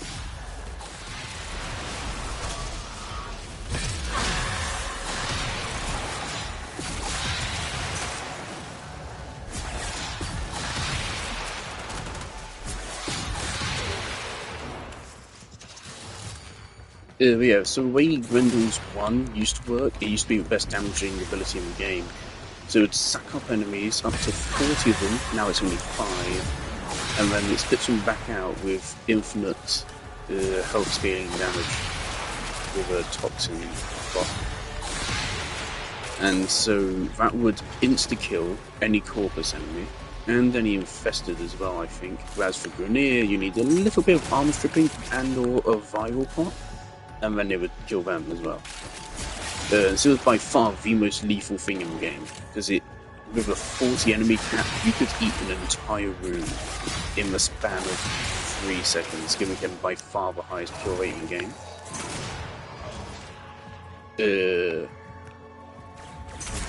But people just didn't like to believe it, and it was admittedly a little bit uncomfortable. And so the EV worked, and some of the intentions behind the rework were good. Like the desire to make him more accessible, that was really good, because he was the hardest frame in the game to play, and one of the hardest to play. Despite how basic his playstyle was, it was hard to play. Correct it is. There's a lot more nuances that go into it than people think people thought there was. Because it was just jumping around and mashing first ability, but it's not, it's more nuanced.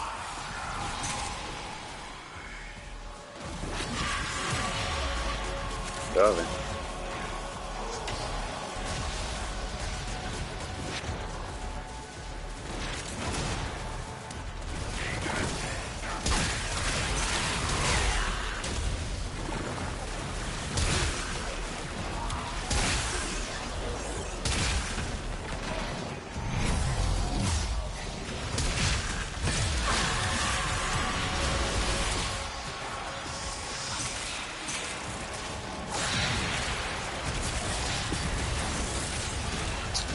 If you're struggling them up, you can't deal with them.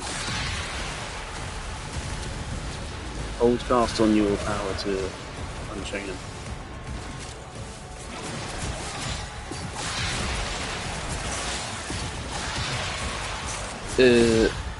Yeah, so Grendel had the infinite scaling damage. But he was uncomfortable to play. Well, not uncomfortable, but it just wasn't many people's thing.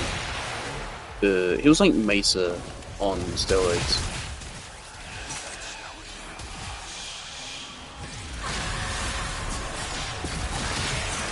Basically, that's what he was. Just look at the enemy and they die.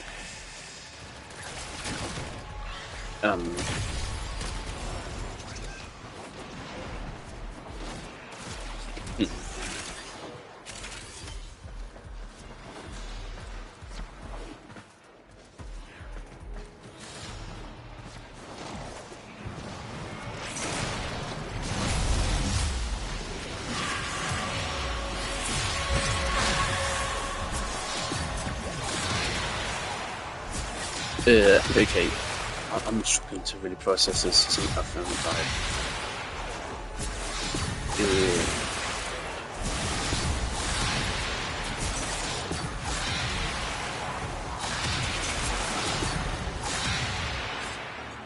Yeah, so the problem people had with him was his energy economy became hard to manage if you wanted him to deal high damage. A lot of people just couldn't deal with that. Which, I mean, it's fine, like, it's alright to have that problem, but then people said the frame is objectively bad because of it, and because of that, he then got reworked. And it is, to this day, still by far the worst rework in the game's history. It didn't make Grendel more accessible, it gave us reworked Nourish, which is possibly the single strongest support ability in the game. But it actually...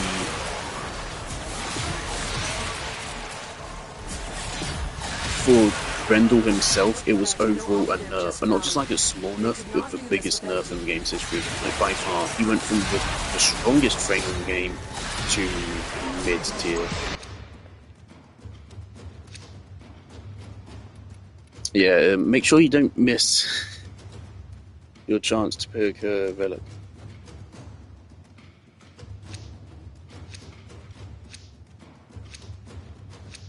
This time.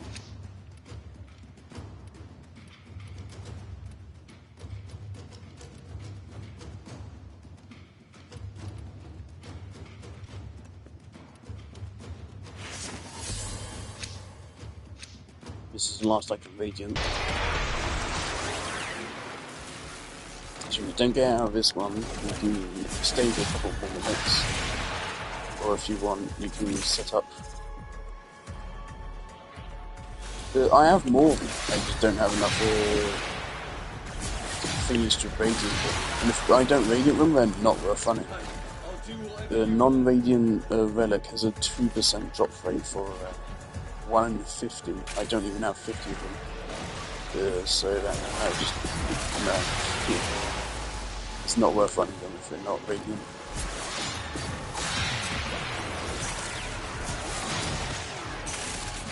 If there's a Hildren relic,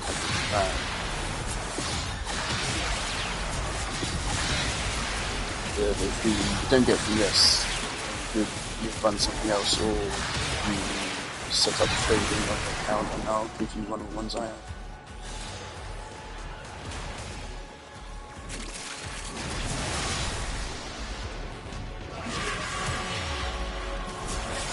Okay, so look, the thing about Grendel rework which is good is that they made him more accessible. But the problem is that, like, it was an interesting phenomenon to see. Grendel blew up for a week. Everyone was playing him, every user was like, he's the best friend in the game now. Oh my god, he's amazing, he's the best rework in the game's history. Whilst I was out there saying, okay, well, here's a maths.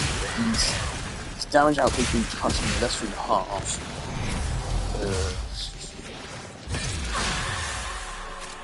So here you go. And people were just telling me to shut up. It was very rude, very toxic. I got so many messages. Just horrendous toxicity. just because I was saying that actually did something bad.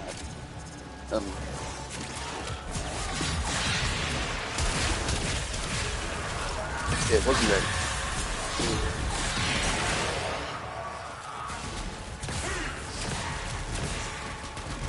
Ah. Who's that extraction?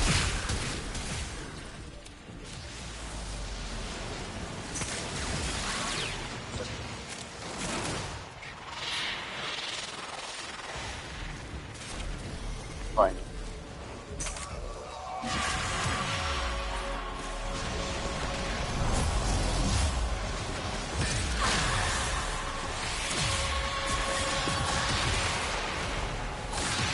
Change him up in it. You have collected enough reactants to open your relic. The problem was their goal was to make him more accessible, and we did that, and everyone loved him for a week, and then everyone dropped him. So the thing is, they made him more accessible, but they didn't really make him any more interesting. The space level before was suck up everything with your one, and then puke everything out with your one. Now it was suck a few things up with your one, and puke one of them out with your 4. So it was kind of really just the same thing, with slightly different flavor. And so that still didn't really make people that didn't like the original playstyle like it better. It at least allowed them to build it, because now he's very easy to build now, whereas in the past he was the hardest thing in the game to build. And so that part is good, having more build variety is good. But in exchange they killed the character. They just completely killed him. Then the people were like, oh yeah, he's so cool, I love him now. They stopped playing him after like 5 minutes. They played him for 1 or 2 missions, like, oh yeah, this is so cool, I love him now. They never played him ever again. So that was what they got out of the rework. That was positive side. That people played him for a couple minutes and then put him back down and never picked him back up again. The downside was that people like me, which granted was quite few, but I still think us few quite frankly matter more than the bigger majority, because again, the bigger majority didn't care at all. There's what, like 50 other Warframes to pick from, to allow us to pick this one.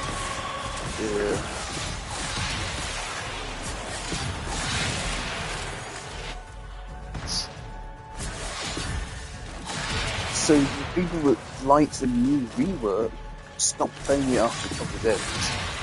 And the people that didn't, like me, and actually knew that the old Grendel was way better, we lost the old Grendel. And so we had nothing to go back to. I don't know if I'm going to reach you in time. We will all share in this bounty. Hold out as long as you can.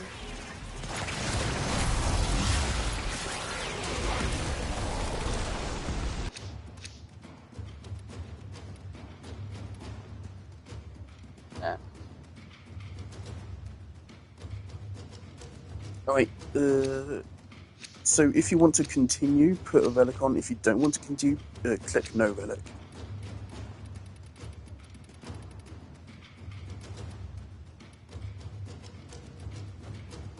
I will slap on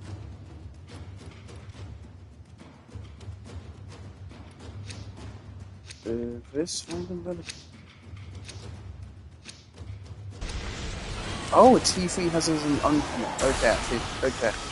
I'll look for T3 then. Next time, okay. T3.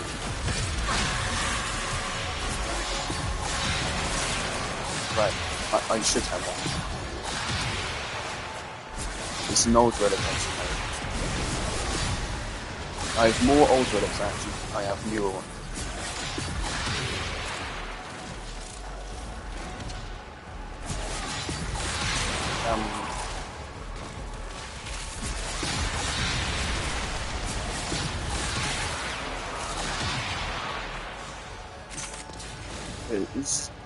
This should not take me like 10 minutes to explain. This takes like 30 seconds.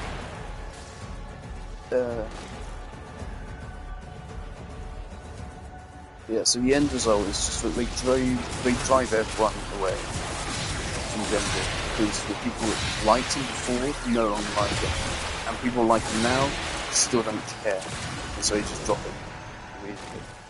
And so now no one plays it, rather than at least 10 people playing it. And so that's why it's worth rewatching Warframe, and it's still praised by people as like one of the best, and that irritates me. Because those people never played Grendel before. Like the Nightmare fame, I hate it. I did not. I want to have like a closer factory on my stream. Yeah, but Nightmare fame just kills my vibe. Yeah, I do not like Nightmare fame. Thankfully, of course, I'm far too small to start far. I was small for big. I would never have to worry about him trying to snap back at you. Yeah, I think it's a horrendous figure to the community. Or at least he was. I don't see him much nowadays. Back in the day, he was so toxic. So toxic. Personally insulting people. He stated he was right, everyone else was wrong, and if you disagree, you're stupid. That kind of attitude. So toxic, so counterproductive. And one of the things he held on was the Grendel ban. Even though he knew nothing about Grendel. He just said, Grendel bad, Grendel bad, Grendel bad, and he did say a couple of times, I think, if you think Grendel is good, you're just stupid. And well, of course, there I am, with mathematical proof that he's the best. Kind of massive he likes and music videos. Sometimes. Actually, I don't think Nightmare isn't one of the best massive. I don't think so big numbers, but this is good. Regardless, Nightmare is always heavily against Grendel. Grendel Weaver comes out. I mean, I don't remember the exact phrasing in this video, but he said, oh yeah, Grendel Weaver's great. Grendel is great now. Here's how to play Grendel. And then, since that video, he has never said the word Grendel ever again. And I think that's perfect. It's like, yeah, you've sated Nightmare Frame, the #1 Grendel hater, and that's it. You've sated no one else. No one else is happy about this.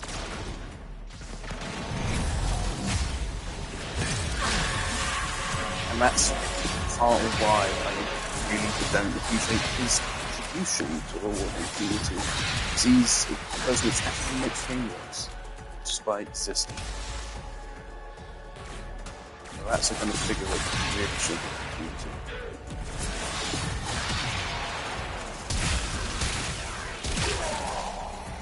I think he's the only Warframe user I'd say that I've seen roleplay masters. There were some like more toxic figures. I think. Life of Rio, I used to really like him. But I think he went up to deep ends or something. I struggle to remember. But if I remember correctly, I think he started like making like singular little videos saying like, oh, he did this thing bad, and then he's like spiraled into a hatred or something. I don't remember. Staying ago. There was the gay guy Plays, who I think was controversial for some reason. I never really heard much about him. In my experience, Nightmare easily the worst. I also get there's a lot of toxicity in his comment section. That's another thing, of course. The toxic traits will encourage a toxic comment section, and he's very much good at it. And so whenever I just even slightly debated, just completely calmly, even if I gave him respect, which I quite frankly don't think he deserved, by just being really polite and taking on any point made calmly in a comment.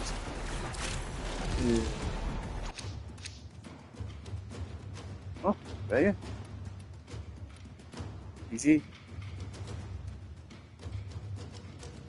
Do you want to open one more relic so we get the bonus?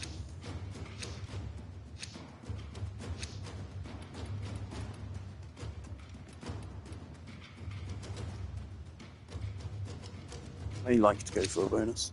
No?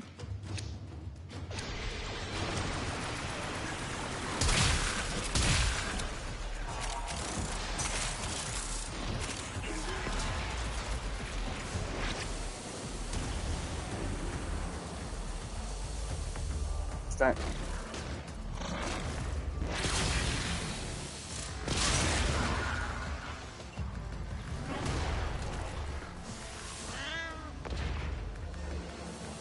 Alright, we're gonna have to wait.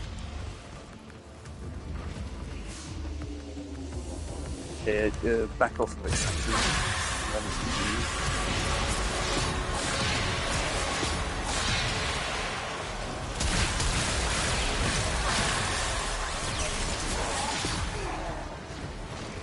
You need to back off of extraction. Okay, great. What you have learned here will serve you well. Sorry, I didn't realize it was T3. I absolutely would have that. My cats, I'm so glad.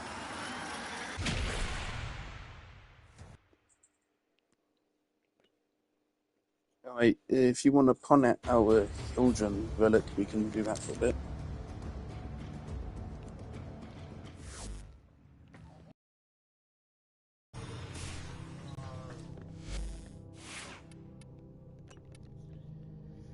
Oh, Grendel. Well, actually is regular Grendel on my usage list. Yep, pretty high up.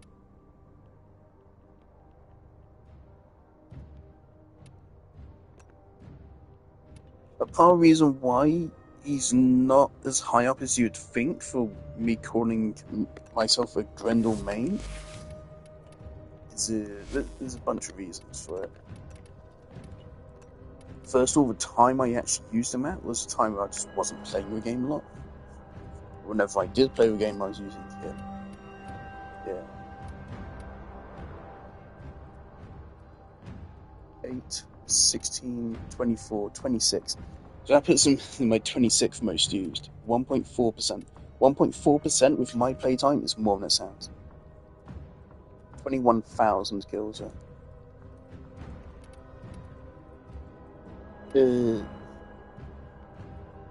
Yeah, simply put, it was just a matter of like when I was playing the game.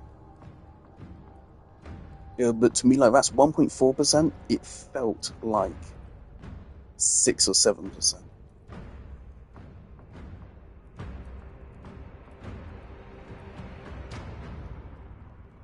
Been playing since 2016 on and off. Kind of the same as me, though less on and off.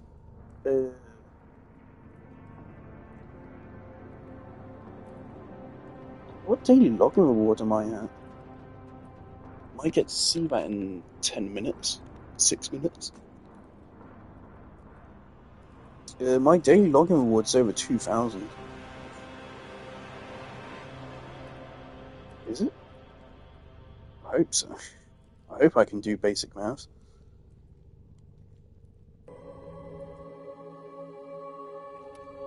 Yeah, like, I absolutely was a Grendel main. Yeah, 1.4, and then Grendel Prime, 0.1.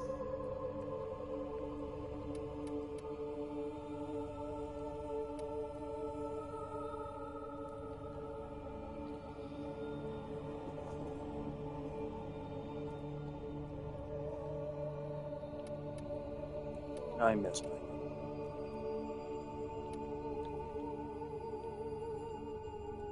What was like part of the thing is that when I discovered him, it's also when I made some friends. It sounds funny out of context. I made some friends at that time. I don't know if they've been on my channel at all before. They probably have been in a couple of my old Warframe streams, probably years ago now. But right as I was starting to main him, I also started playing with some friends. Check out the. I started playing with some friends, and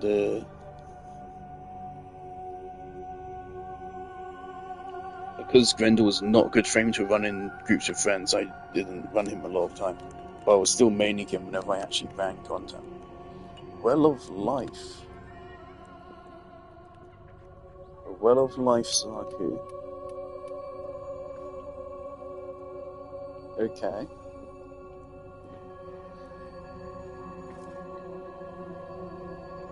Right. So the good things on your build: 200% strength, that's good. 155 duration, that's good. That's how much you want. 55 efficiency. You haven't maxed out your blind rage. You probably want to max it out.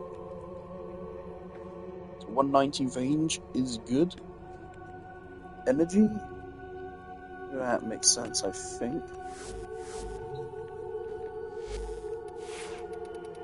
My Zaku. Zaku.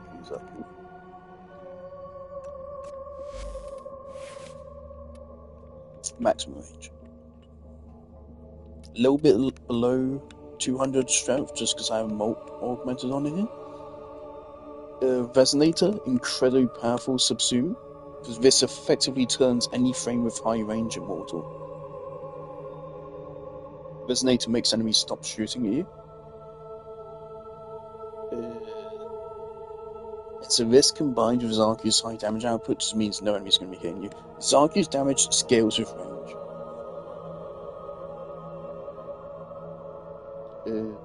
Not as much as it does with strength, but it scales largely with range. The number of guns you get here scales with range. So it starts out as 6 and goes up to 16.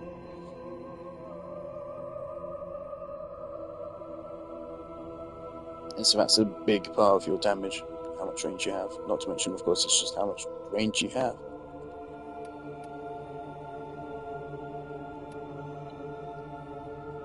Yeah, like this here, this is your premier Zaku build, you're not going to find much better than this. This is... You don't have hard, why...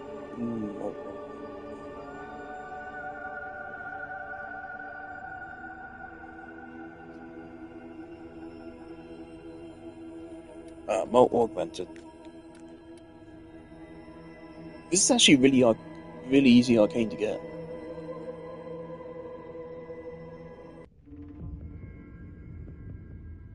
If I remember correctly, it only took me a couple of hours to get this. And it's a really damn good one. This is one of the best arcanes in the game. You get this from the Zaman. I have a couple of spares. No.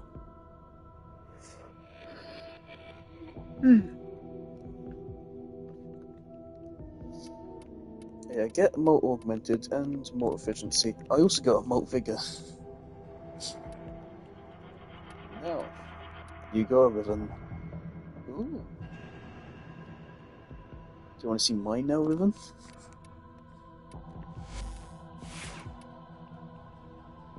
No. Now that 70% fire rate on this thing is actually very nice. A 12.8 fire rate. That actually does wonders for it with a fire rate roll on it.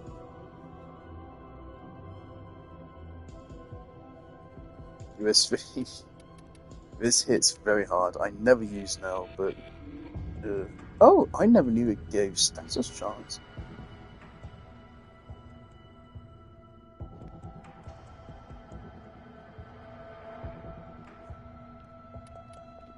I do have nail bite.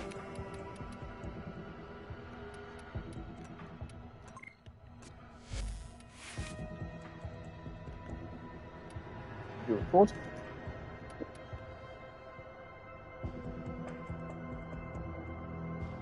I love impact rolls. Toxin Elementalist build?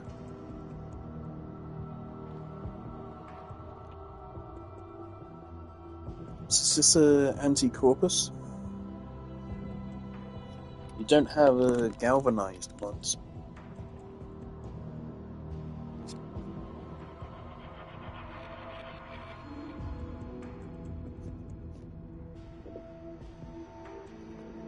Right, I'm officially lying back in bed. Galvanized mods are great. Get them from arbitrations. They're good. Cubic Vortex used to be one of my favourite weapons. I think I have I'm gonna say I used it a lot, and then it's not gonna be. I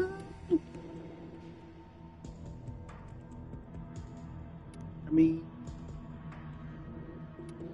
6, 10, 14, 18.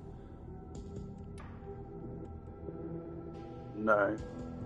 18, 19, 23, 27, 30.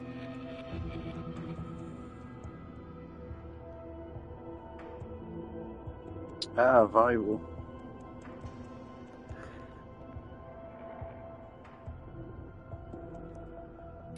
Then why Elementalist?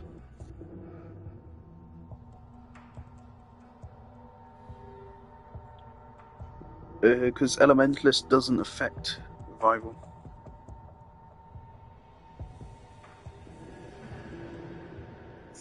Because of your impact damage rating here, most of your status procs are going to be impact, and impact does not benefit from Elementalist, and neither does viral damage. If you want here's a weapon which does good with Elementalist.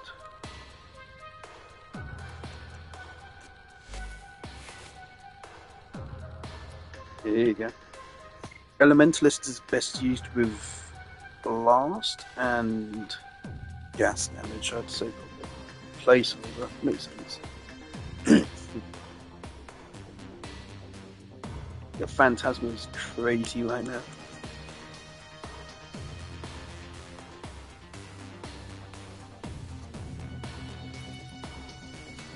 The Elementalist is amazing with blast. Fire rounds. That's two behind.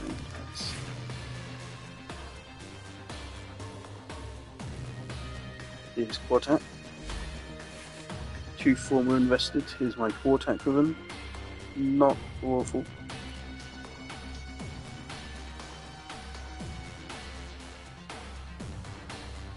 This is old. It's been a while since I used it.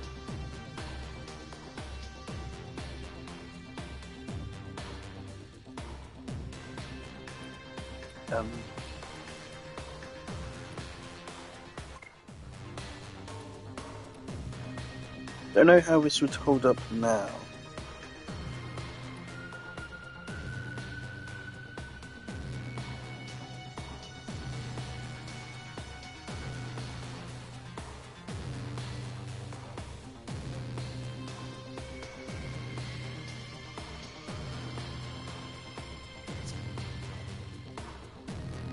Got some mods I don't have yet, yeah.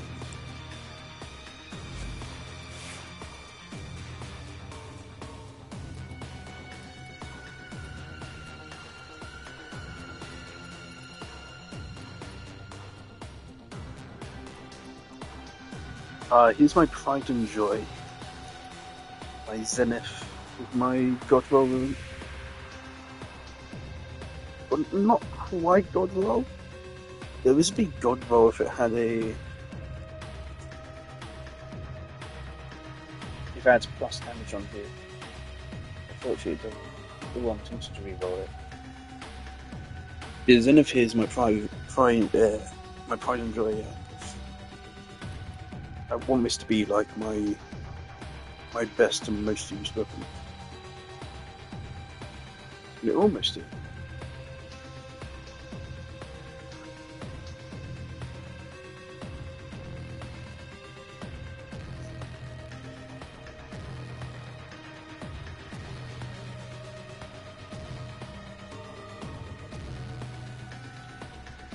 The crit multiplier right here, my crit rate, beautiful. So the way this works is it's a little bit of a gamble, more than a little bit.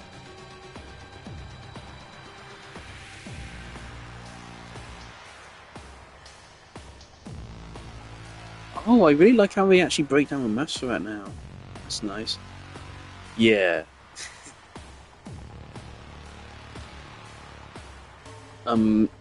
So you only get a blast proc 10% of the time on this build. But when that blast proc goes off, it's going to annihilate everything. in range.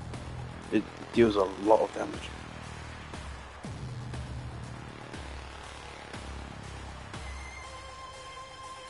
Pure Cold, melee affliction. Interesting.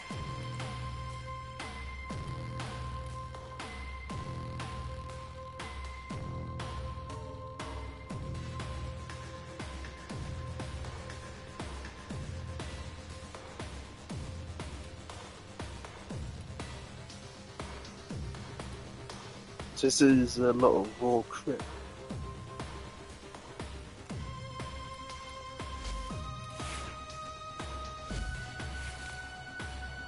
So this is a blast in them. Blast electric influence. You should have weeping wounds on this, but I don't know how weeping wounds on this.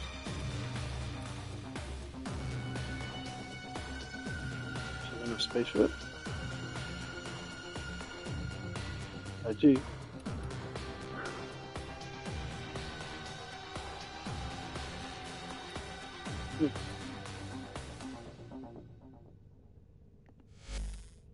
The Inodem is a dagger, which means you want to run it with damage over time effects because of Argonac here.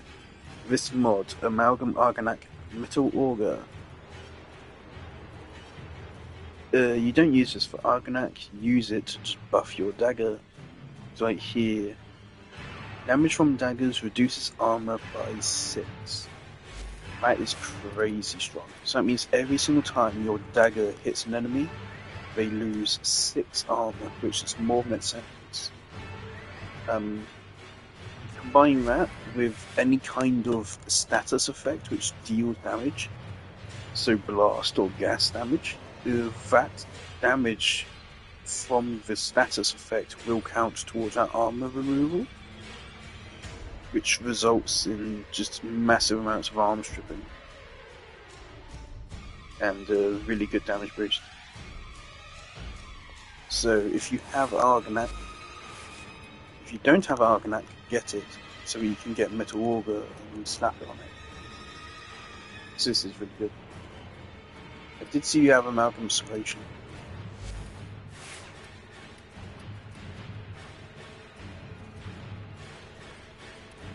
Also, if you want to run a relic for Hilden, I'm down for it. Yeah, but I don't want to do another survivor.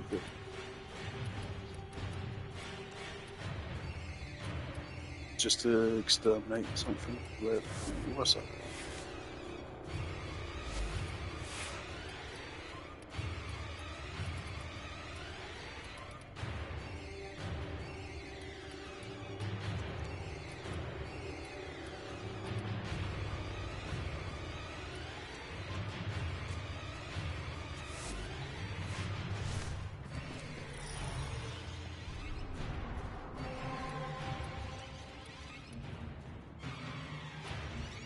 So to find a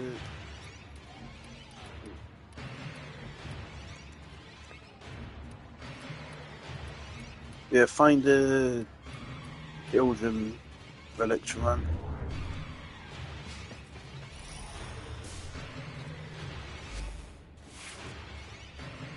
I really struggle to make a Rhino fashion which isn't just default Rhino here.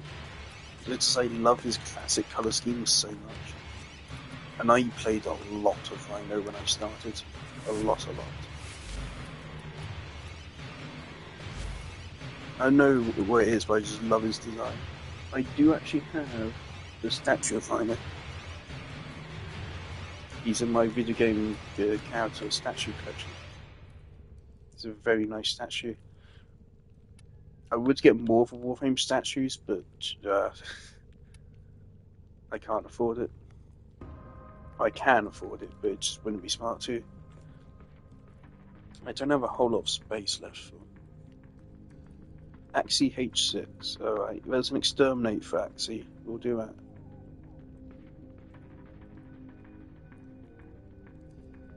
Rhino. Meso H5. The regular Rhino is at 2.9. I can't see from here. 2.9, I think that is. And Rhino Prime is at 2.6. I think 2.6. So Rhino has more than 5%, which doesn't sound like a lot, but that's like a couple hundred hours, I think. That's more than it sounds. Fun fact, my account here says 3,000 hours, and this is bugged.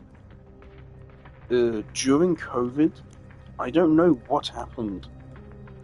DE might have had some server issue or something. My play hours reset during COVID. I don't know if that affects like my Warframe usage data. It might have. But what it did delete is my time played.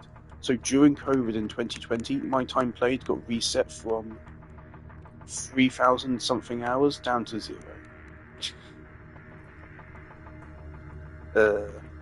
And since then, I've raised it back up to 3,000. So this is actually half my playtime. I'm at over 6,000.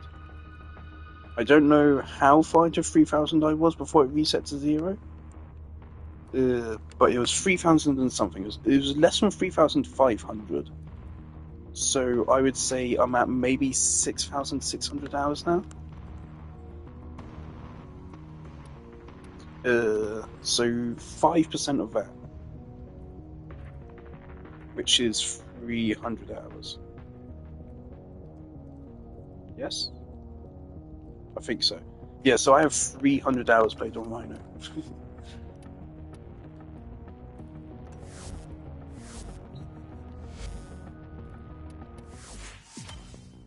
Warframe slot. Yeah. With the impossible behind you, it's time for Nora to say goodnight. Back when I was a noob, I used to play just Rhino and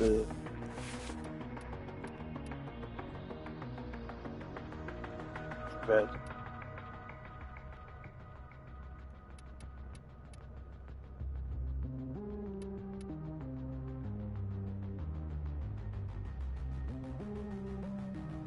Yeah, I need to touch up my Rhino build, but I'll just leave it with this for now.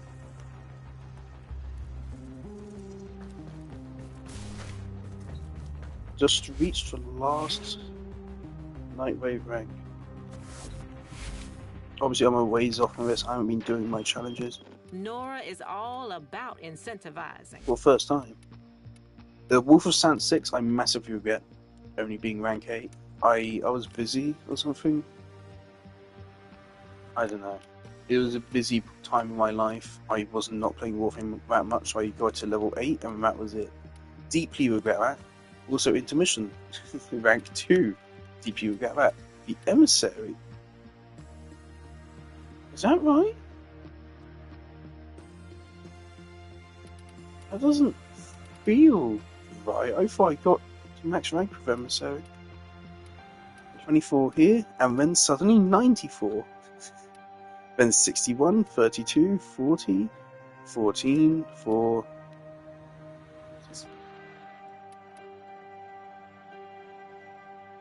What do you mean 0? No, that's wrong.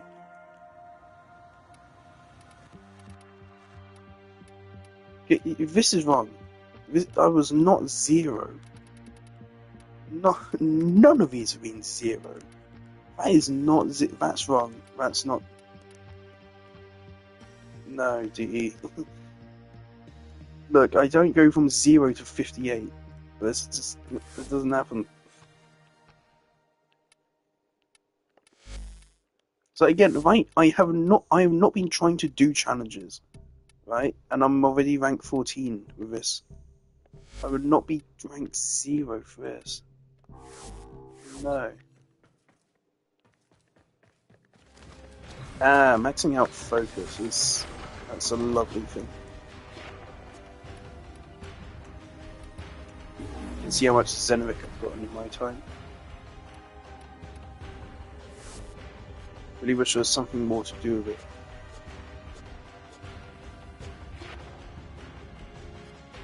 If I wanted to, I really could max out my focus, I just don't care.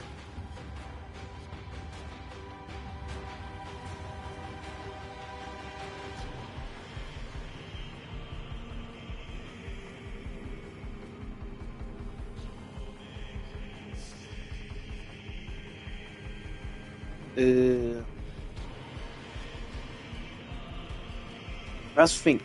This is actually an upgrade. If you upgrade this, you're actually making yourself weaker. You do not want to upgrade this. You want to actually keep this low. So don't upgrade this. Now I'm on. I just can't be bothered with a bunch of this. I got my Xenomorph maxed out, and I got my Madurai most of the way as well. That's what I need. I just keep this Xenomorph. It's you and I have most of the way.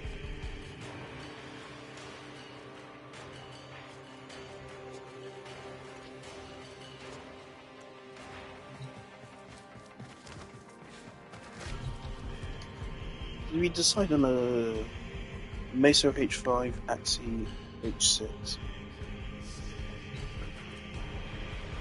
Right.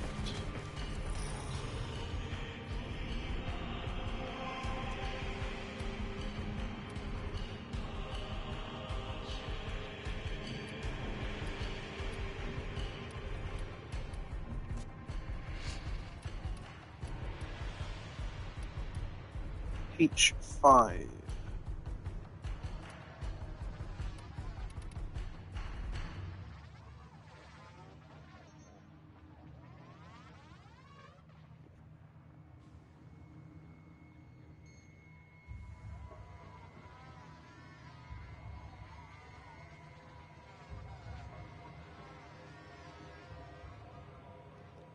Meso H5.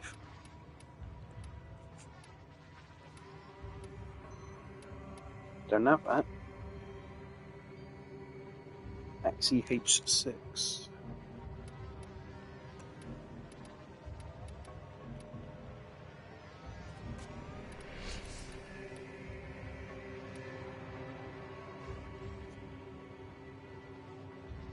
H6.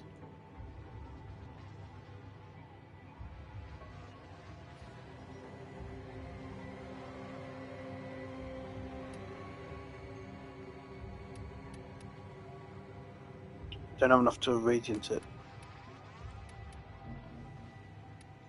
Okay. So we can... I'll just run a junk relic. And then the next one I'll run a radiant.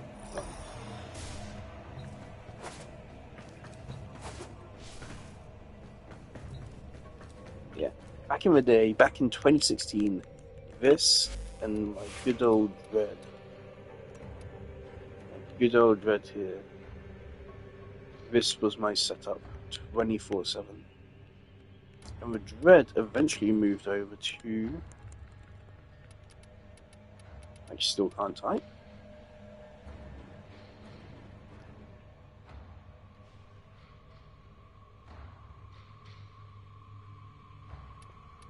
The lens.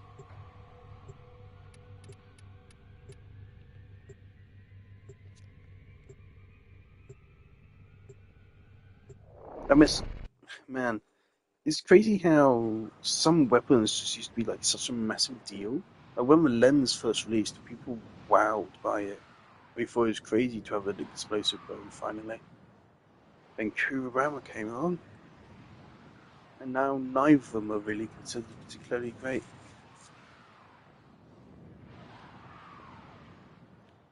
Back in my day, Tigress Prime was the best gun in the game. Now it's unusable. It's so sad. Tigress deserves an Incarnon. That'd be great.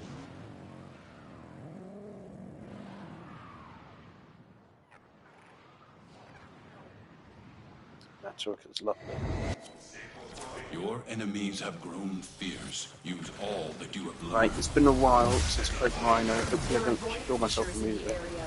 Use these to crack open a relic. You found a fissure. Look out for reactants.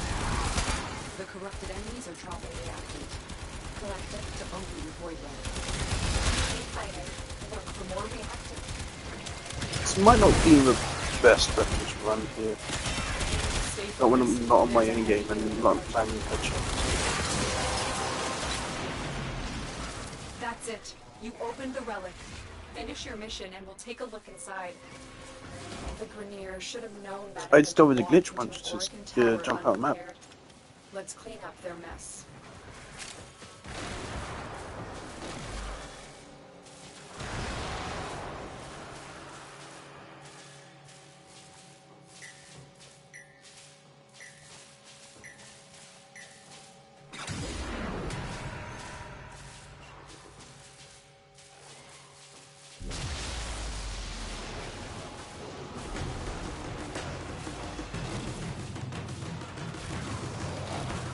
You get Do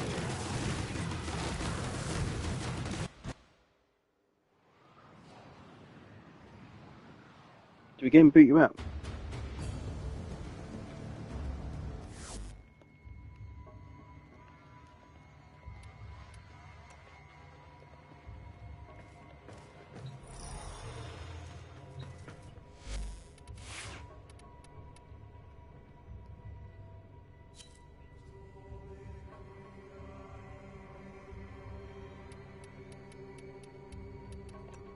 Right, let's run this bonus weapon instead.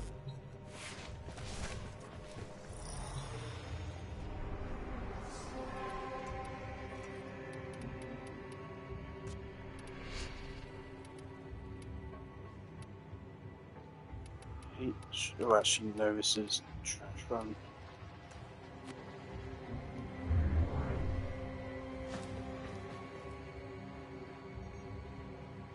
So I'll run this trash relic, then run the proper relic for find, and then I'm going to sleep. This is part of midnight. I meant for this stream to be maybe 10 minutes long, not a couple hours. Actually, I had a couple viewers pass through. This is the most viewers I've had in months. We hit 3 at one point. My stance is crazy. To truly master the canvas of war. Void Fishers. You need them to open a relic, but are you confident you can withstand their fury? You found a fissure. Look out for reactants. The enemies are dropping reactants. You are going to need more reactants if you want to open that relic. Well, so this is why you put Vicious Spread on Phantasma, because it spreads out the energy beam, which actually results in you hitting more enemies, which means more AoE. Tower unprepared. Let's clean up for this. It looks good.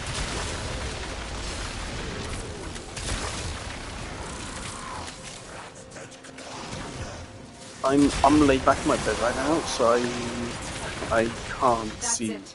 You opened the relic. the Finish your mission and we'll picked take a look again. inside. Oh, what's happening? You invite. You be host.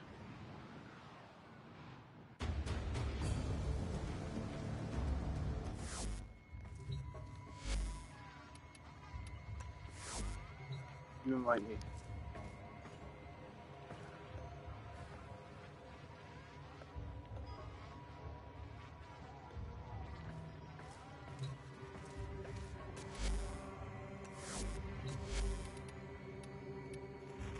These are our best deals. This is what we offer. Deal.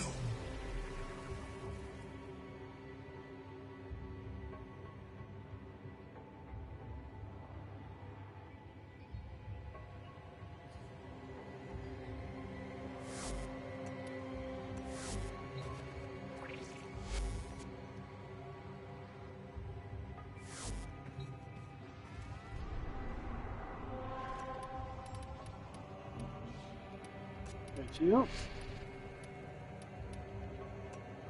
Third time's Trump.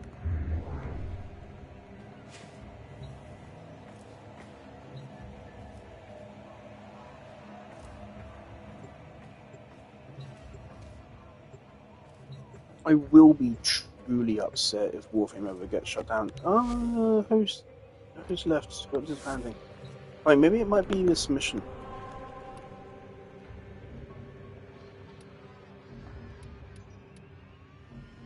Not accepting invitations. Oh, did it?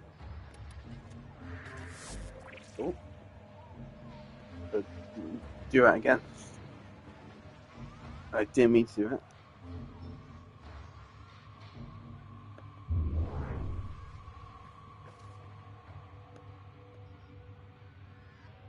Send another one.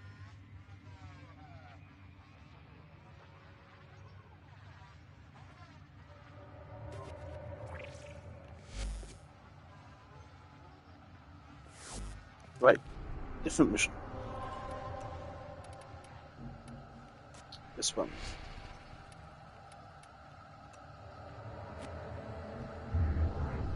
Cat's meowing at me.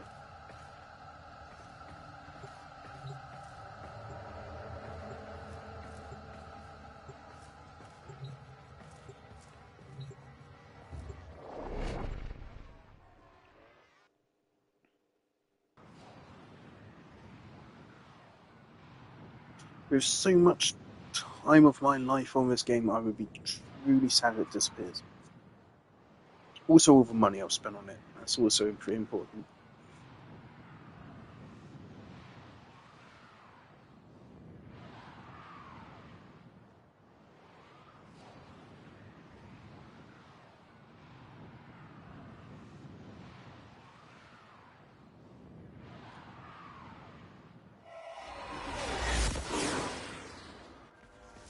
These are worthy foes.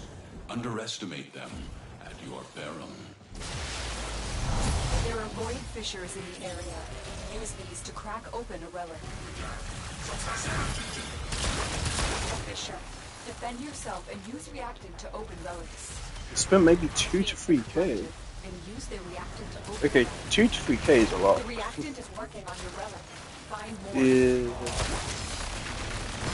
Oh yes. Stay focused. There's a Oh heavy wow, unit it's my approaching. time's getting really already done. Before you better this one. Come on. Nowadays I'm not a fan of Rhinos, I don't think Ice Game is great. Friendship Was a door. close one.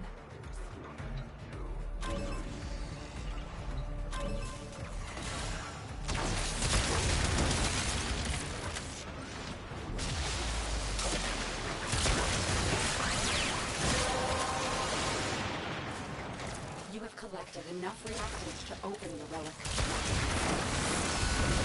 Yep, the couple grand is a lot. How much have I actually spent on the game? You can see how much I spent on the game because of the nozzles I have on my ship. They introduced a thing which gives you nozzles of every time access you've got. And pretty much, yeah, the only money I've spent on the game has been on Prime Access instead of everything else.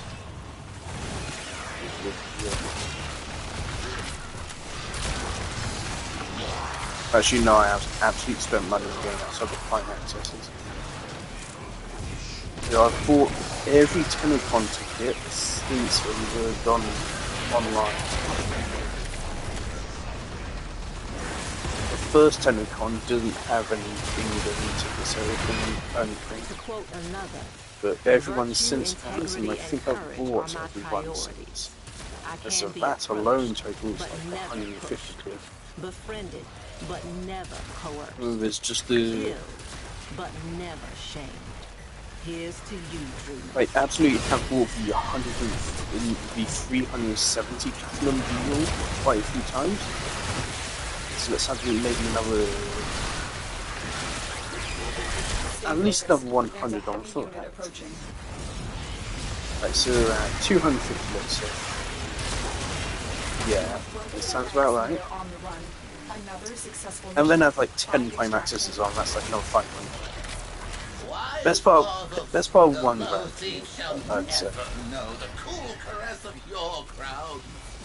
I had a discussion with my friend at uni about this once, where I told him about how much money I'd spent on Genshin Impact. Because I'm aware it's not the smartest thing to do, but I have ways of rationalizing it, which I think are coherent. As that I think of money. Money is time. Money is just time consolidated into a currency. That is why money is not all that valuable to millionaires, because it doesn't take them any time to earn that money anymore, because it's just, they just have so much of its meanings.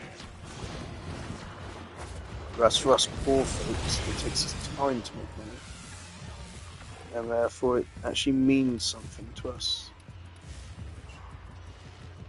Where am I going with this? Right. A valuable lesson. So time is money, and so when you're investing in a game, when you're buying a game, what you're wanting is value for money. And so for that, you're looking at quality, and you're also considering simply time. How much time you're going to spend in the game.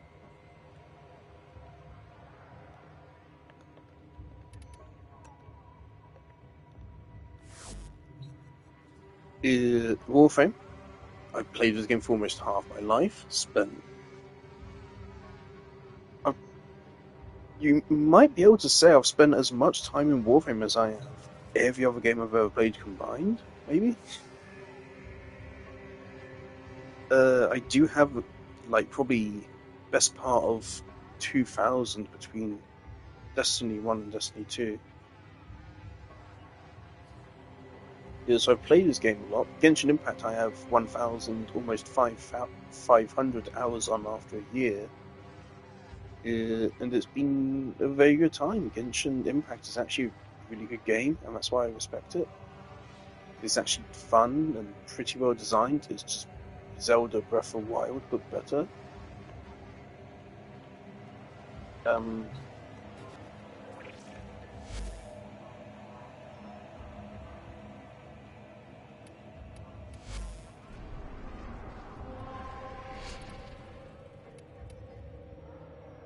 Right, what was it, H6?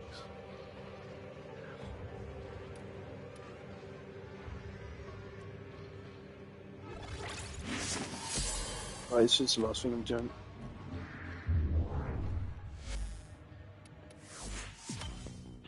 Oh! This is so Sometimes the end never seems fur.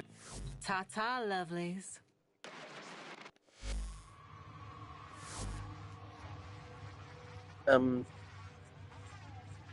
Now I do absolutely think I've spent too much money on Genshin. I absolutely have problems with Genshin as a gacha game. But at least for a while, I absolutely was fine with how much money I spent on it. So I definitely do think I did go a bit over the edge. For how much money I've spent on it. We'll see, like, I played Warframe for half my life, and in that time I've spent probably around 700, 800 quid on the game.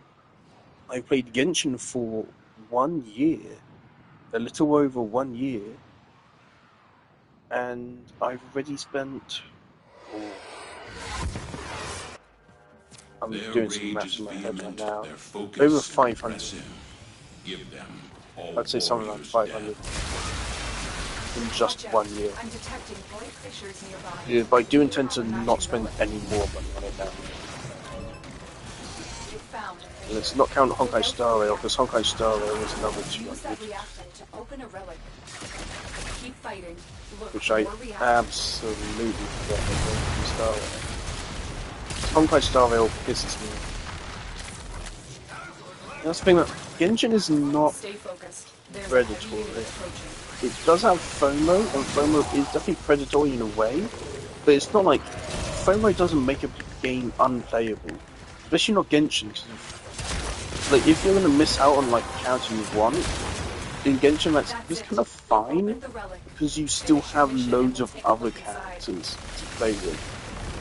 Genshin is very much a game defined by its characters, and so if you miss a character, you can just wait for the next one that you want, which will exist, absolutely.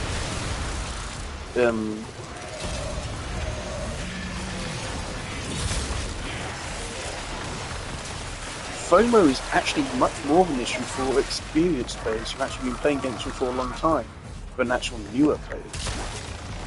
Because it's quite unlikely that a newer player is going to be dead set on just one character and getting one 5-star character. Really? Corpus walkers are heading Which to your don't. location. Again, I was lucky. When I started playing Genshin, literally the 3 characters I knew, or the 4 characters I knew were Barber, who you get the 3 anyway, Garnu, Hutao, and Nahida. And my first banner in game was Nahida, and I was like, oh, I recognise that character, I'll get her immediately. And then the second banner was Garnu, who I absolutely recognised. I was like, oh, that's Garnu. I'll get Garnu. So I got Garnu, and now I don't use her. I mean, maybe my experience in that regard is skewed. My damage really bad.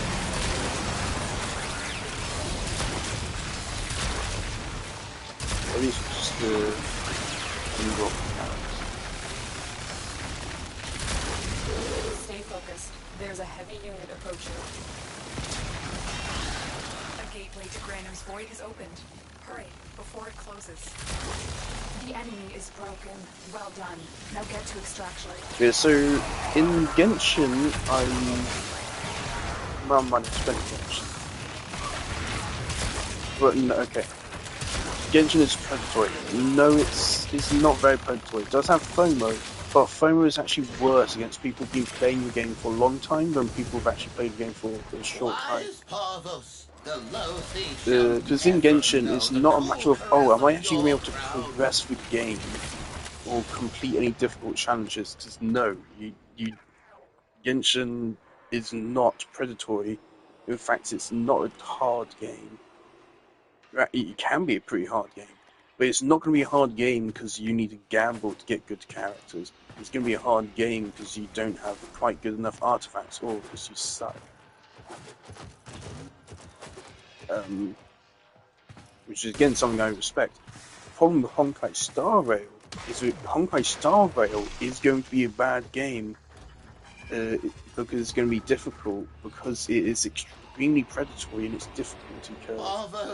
Honkai Star Rail has been out for a year, yet it already has a really, really bad power creep problem, which is getting worse, and it's ruining the game. And so Honkai Star Rail is getting to a really bad point where FOMO and Star Rail is actually going to be really bad. In Star Rail, a lot of boss fights in the game simply aren't possible if you don't have certain characters, which is just tremendously bad.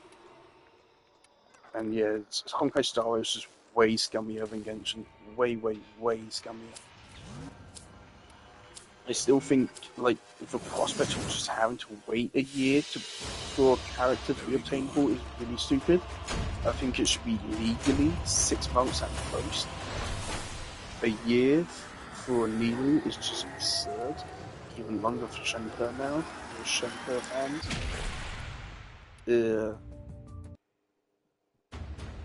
But it's not the end of the world, it is just one character. Like, from a more realistic point of view, it's ridiculous. Sorry if you didn't get your Hildren part. I'm sure you noticed I do have a Hildren blueprint, it seems.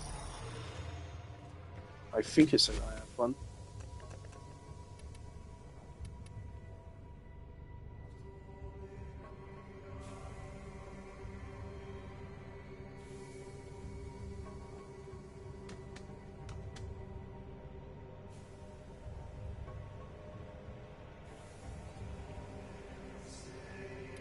Yeah, I do have a Hildren blueprint. I actually have a Hildren blueprint. I'll see you, Orbiter.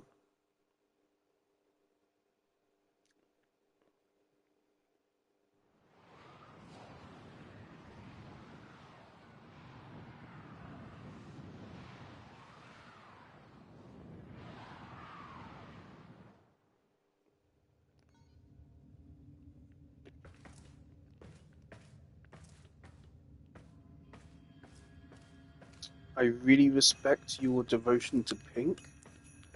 Pink used to be my favourite colour. I don't really have a favourite colour anymore, but it used to be my favourite. So I can really respect your devotion to it. Pink deserves more respect. Jolly good. We got Christmas deco up.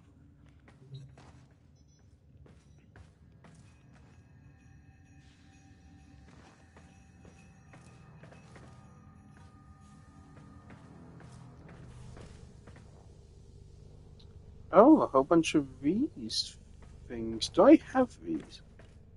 What are these? Where did you get these from? Are they from a Valentine's Day event, or are they a Pride event thing? So they look like a Pride event thing for me. But I thought the rings are Valentine's Day. If they're Valentine's Day, I don't have these. If they're Pride, I do.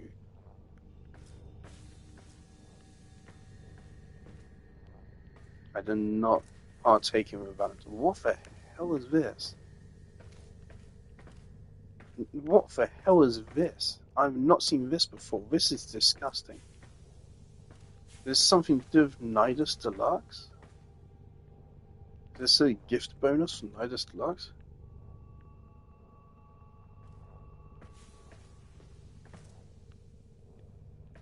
So these are Pride. Right. So in that case, yeah, I probably also have a couple million of these.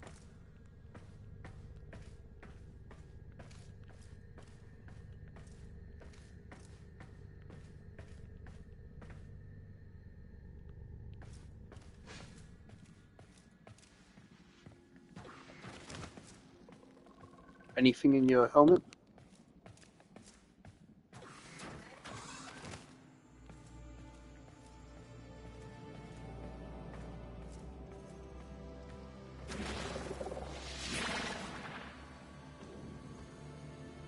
What the hell?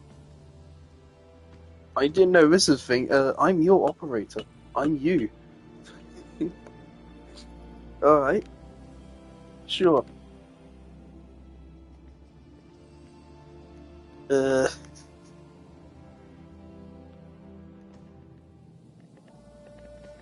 I can't switch back. I've soft locked the game. I can't open my menu. I can't do anything. Uh-oh. I should not have done this. Okay, it'll be fine. You can, if you load us into a mission, this will fix itself. I can't open the door either. What are you doing? What are you doing? What have you done?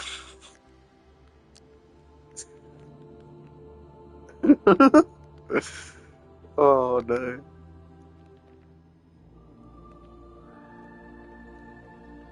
What have you transferred into your operator? What's going on?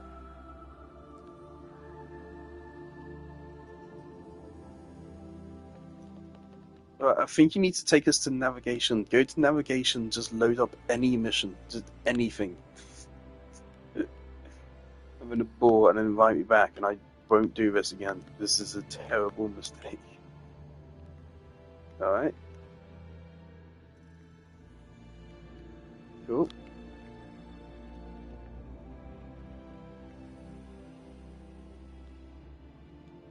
Yeah, go to navigation. Fine. Save.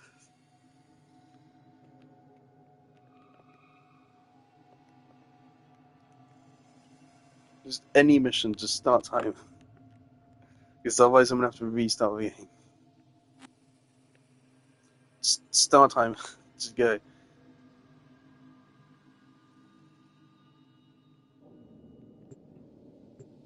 Great. Why do we count down to disappear? Great. Okay. And if this doesn't work, that's not great.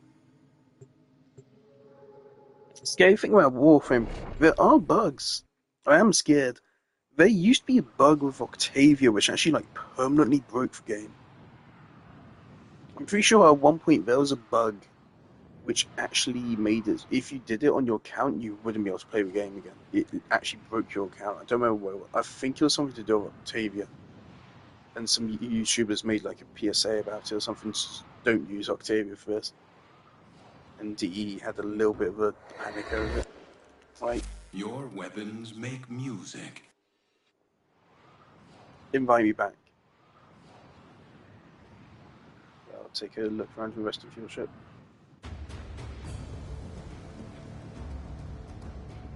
Farm Octavia. No, I now. No, I now. Way too late for that. It's coming up on 1 a.m. It's not too Cobra's defense. Yeah. I'll see the rest of your orbiter. And also, actually, in exchange, I can show you some more of my noggles, so you can see which prime axis I've got.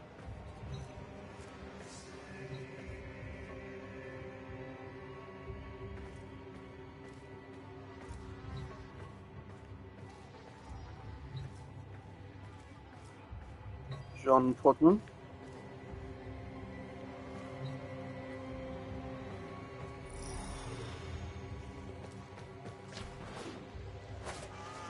I believe it's been patched. I don't know if you can do this anymore, but here's my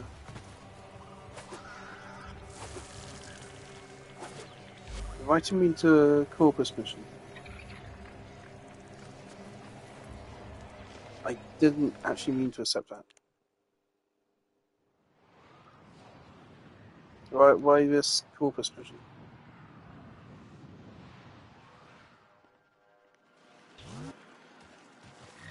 There's nothing.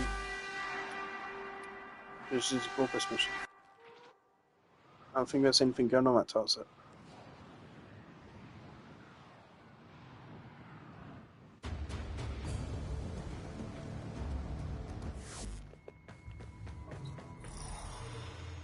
I haven't done my load yet.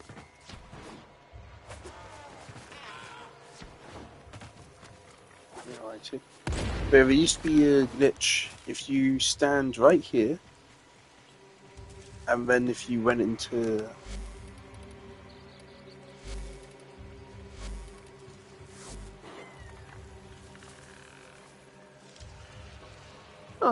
the didn't patch it.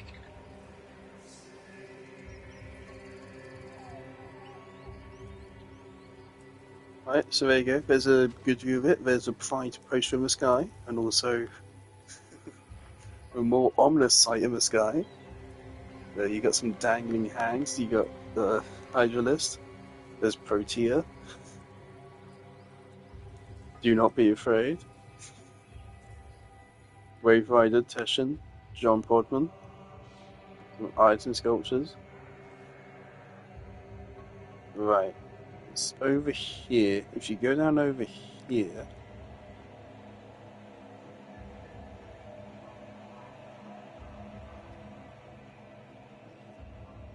I hope you're still watching this. This is big secret.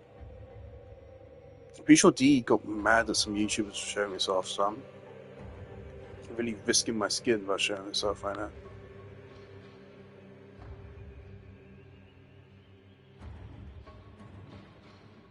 I have not done this in over a year, so I'm probably going to end up doing this one. Okay, yeah, now let's go down.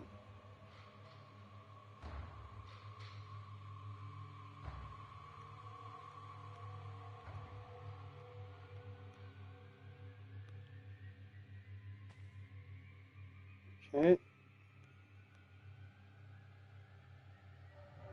Aeros Trunks and Steel Path, that'll be easy.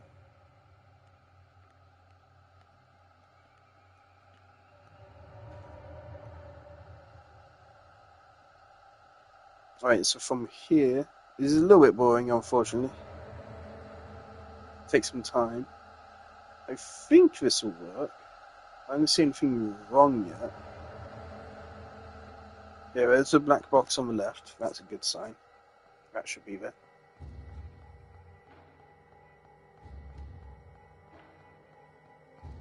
We just keep going for a minute.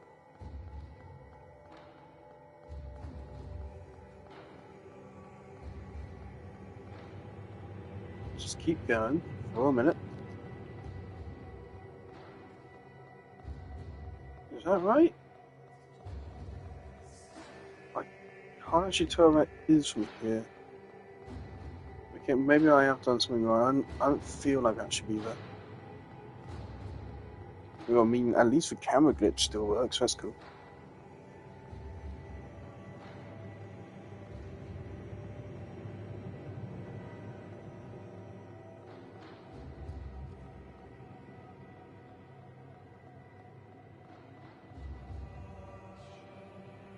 I am still going down, right?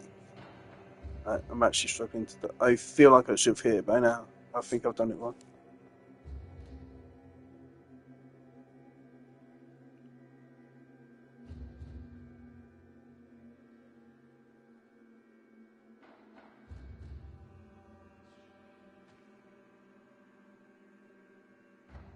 Of course, we're supposed to happen. We're supposed to slip into a skybox, and that from there we can find the skybox camera, which is interesting. This actual, I don't think we're going any further down anymore. I don't seem to be getting any further away. I didn't actually know how skyboxes worked prior to this. Or at least this skybox works by placing a camera and then just protecting that.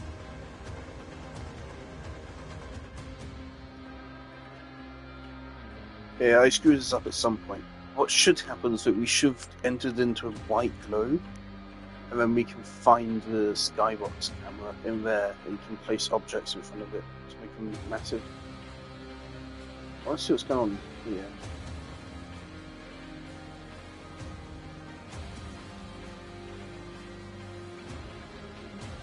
Yeah, when I disappeared, I think something went wrong. I recognise this. It's just supposed to be that black box, I think.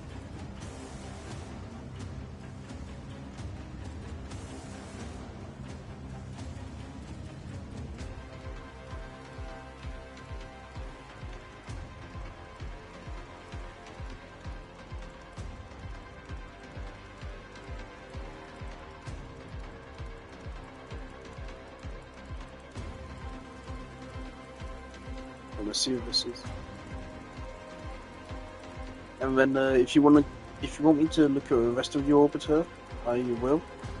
And then I'm going offline. Because I'm tired and it's 1 AM. And I meant to go to sleep at midnight.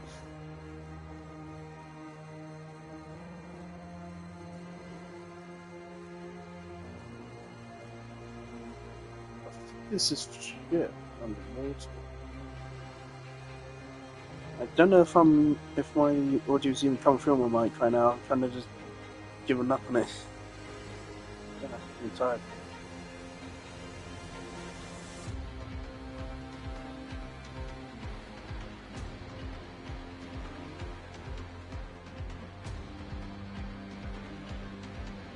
No, I'll check out your ship. Right. Oh.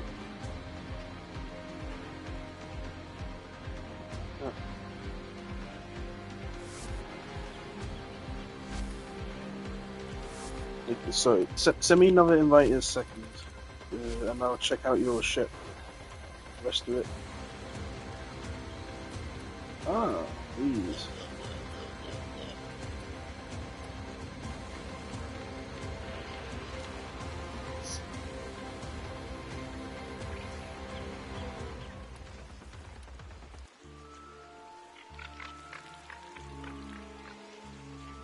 I have no idea what this is. I have no clue what this is. Is this citrine? I guess I go out when I bought citrine. That's cool.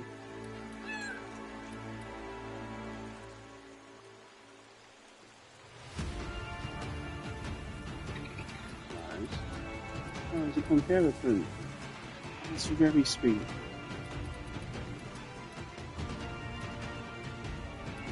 Got some plates. A Lotus Floof. Here we go, I got 40 of them.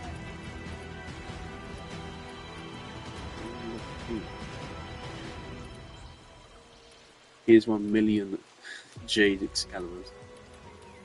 Here's 500,000 of his.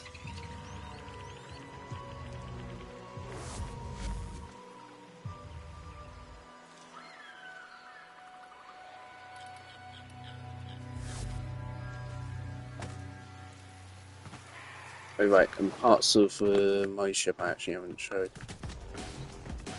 And, every Warframe effects. Every mastery rank slate lined up.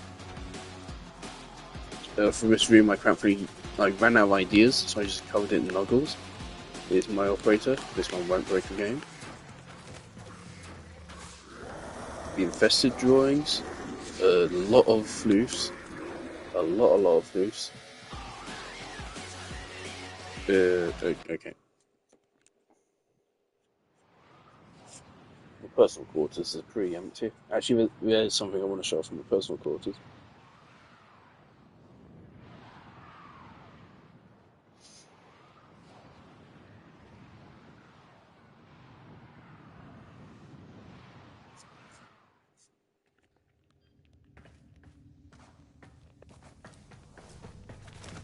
Right, so it's your personal quarters and helmet frame on this.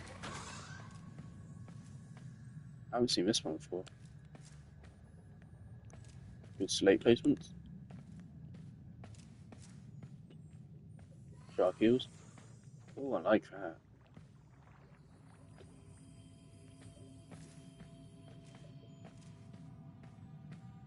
China.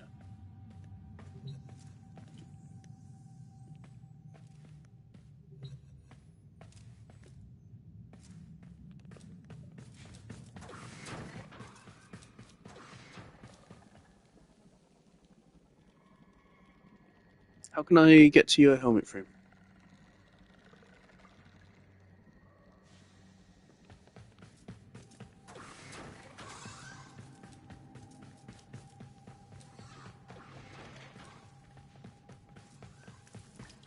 Jolly good.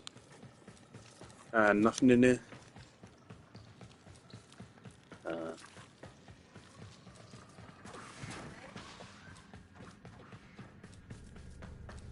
It's very lively orbiter. Very nice. I used to hide like little Easter eggs in mine. Like if you look way back in like the very corner of here, there's like a tiny articular, I think. Hello. That's an interesting sound. I actually like that.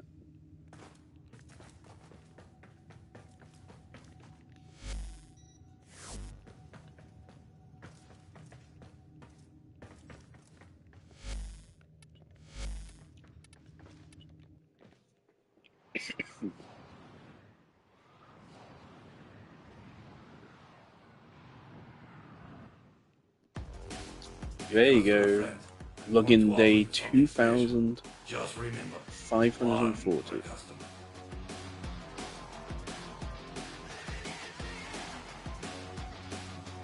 2,540.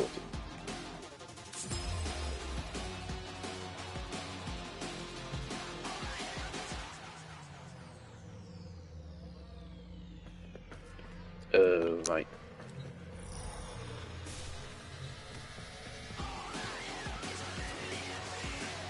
My personal quarters, and that's empty. I really shouldn't be. Put some hopper floofs up here. I've got some fancy fish, which I found. That's nothing. These used to be where I kept all my noggles, but then I moved them. I kind of never moved anything back into their place. Thumper.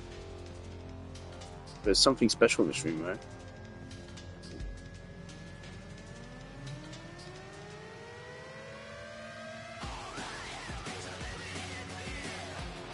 So this is more skybox fuckery.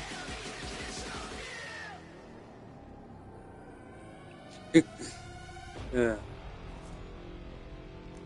Actually, that skybox fuckery is way easier to do. Actually, I might be able to show this one. If I don't screw up. This one's easier.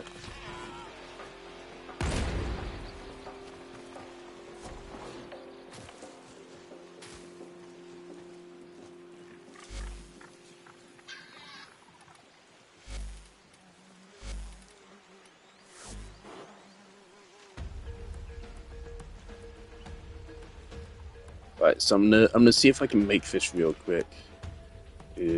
Just to, and then I'm going.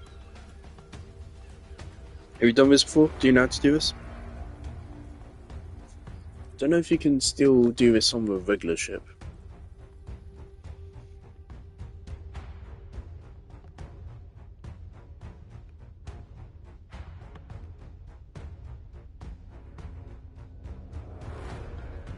It's surprising they've even put islands back here, since, you know, you don't actually go back here.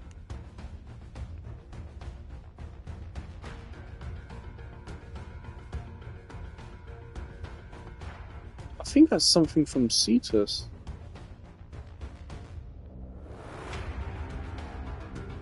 That's totally Plains of Eidolon, yeah. Right, I think if we head into this black box, we get into that water area. I think.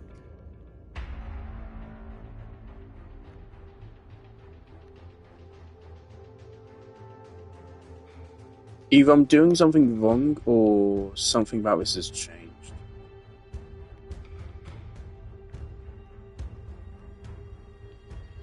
Okay, this is different.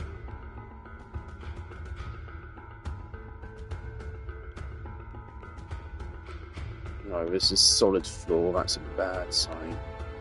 We don't want solid floor.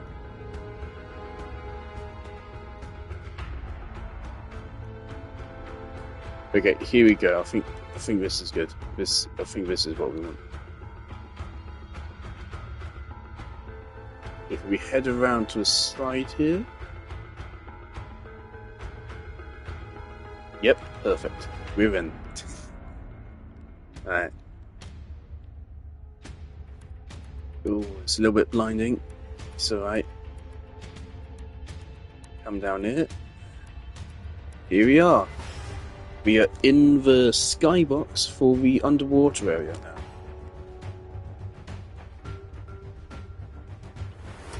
Tiny little fishies. And so, this is all you do. The camera is invisible.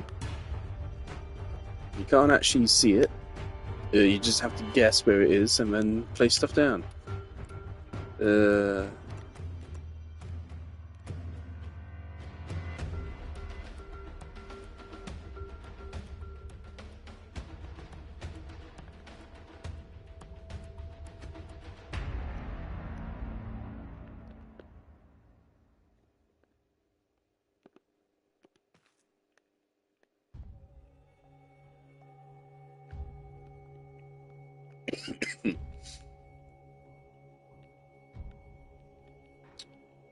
Yeah.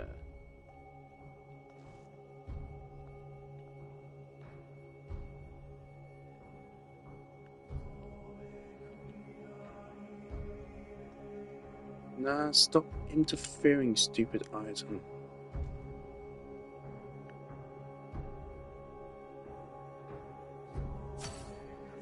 Right.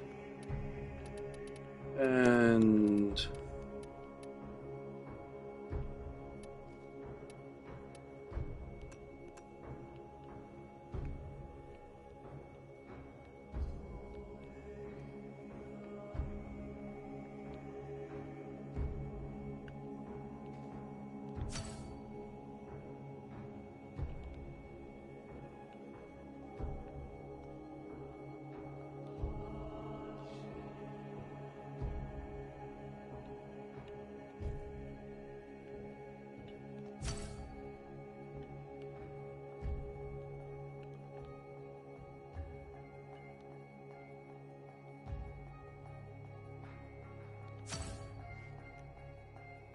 Alright. There we go. There we go. We're back over here, and now...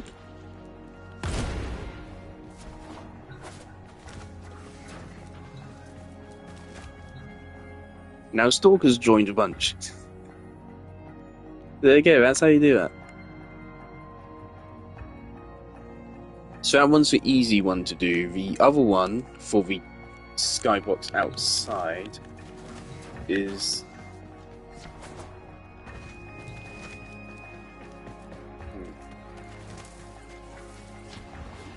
Let's take one more shot at it. One more shot at this, and then I'm done.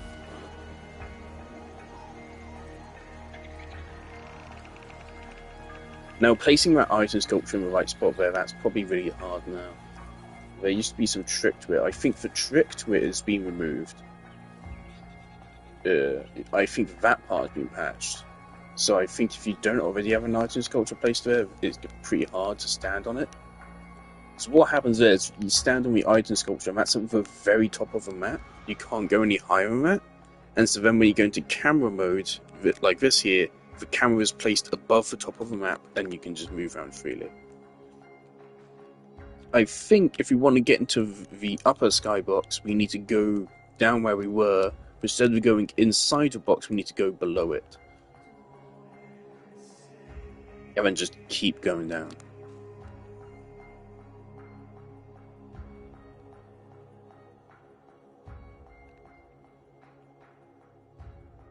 I think that's what I remember. So I think last time we were too far to the side here, maybe.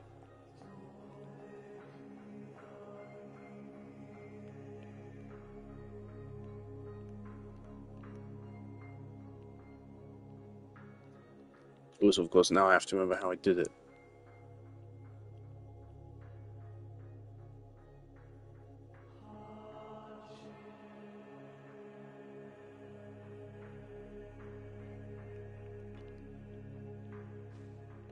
Is this it?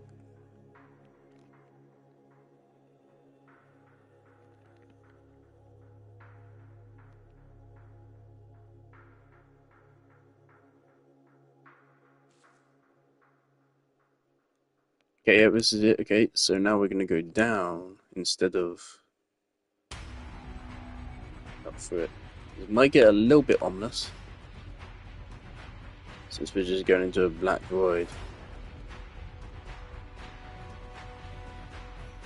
We're just going to go down for a minute, and if nothing happens, then I'm going to turn my game off and give up.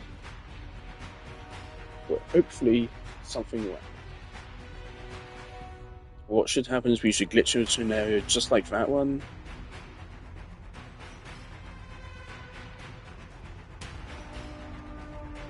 Further than that, I think relays should be an alternate option like Drifter's Camp. I think you should be able to choose to house yourself in a relay. Like we have the dormer zones on the Zariman. Why not have dormer zones on the relay? I think that'd be incredible. And just make sense.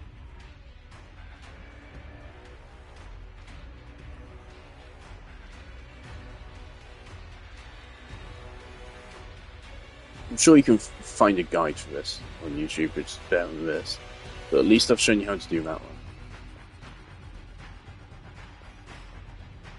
So that one's very easy. It seems that maybe the other sky one's either been patched or it's harder to do. What should happen is that we will just, like, instead of this weird orange glow we have, that should just be replaced by a sky. And then we look down and we see that skybox below us. That should just happen.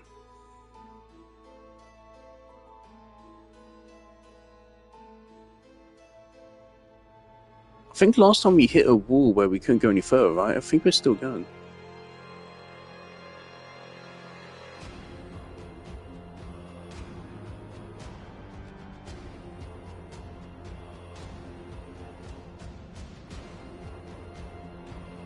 Yeah, Void Flood Fisher's good, isn't it? Isn't that like the most lucrative mission type in the game? Do you have to get a molt augmented? Yeah, so I'm not going to join you. I'm doing this and then I'm going. And yeah, I'm still going now, so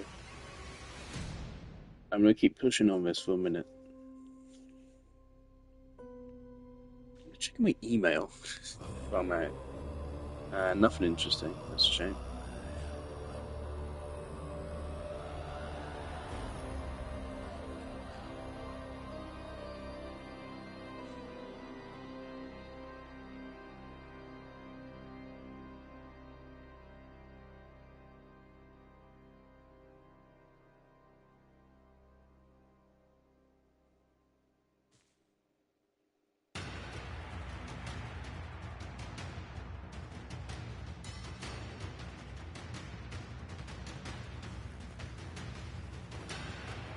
Alright. I don't think this is happening.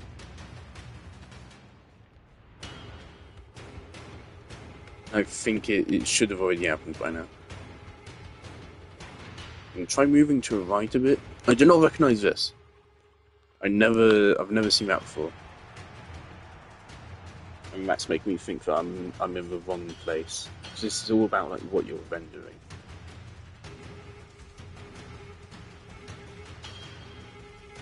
It's always fascinating to get behind the scene. Of course, I've worked with game engines, so I know what making a game level is actually like.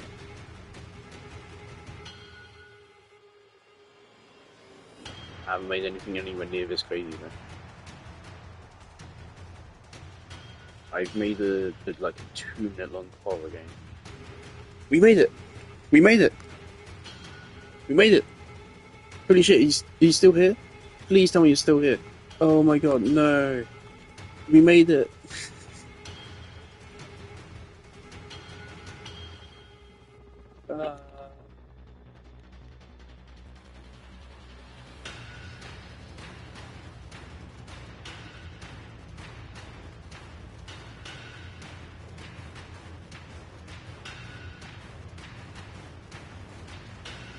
Right, buddy, as far as I can tell, you're not on the stream anymore.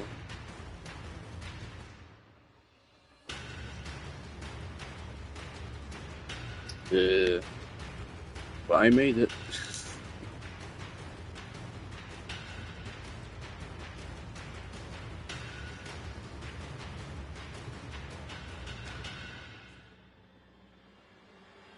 Here we are. So yeah, indeed, it's actually just really far down.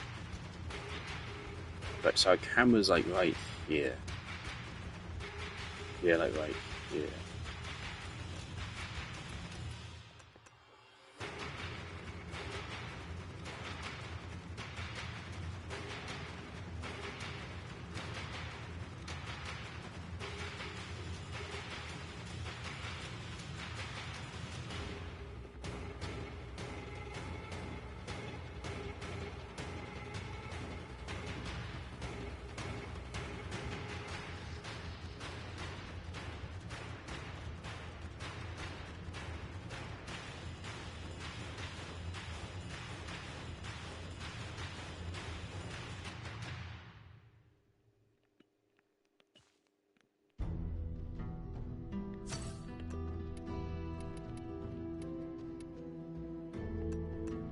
I'd love to have this display in the sky. This is so sweet.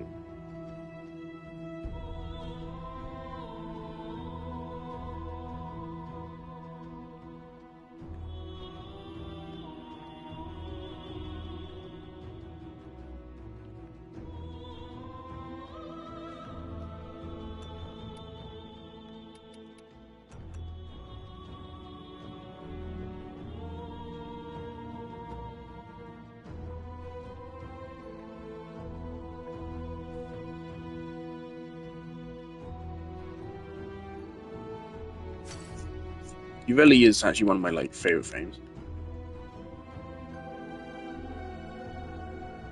So I love that. That's lovely. I didn't even know that I had that.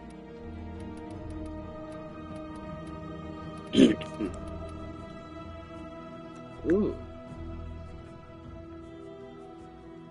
What's this?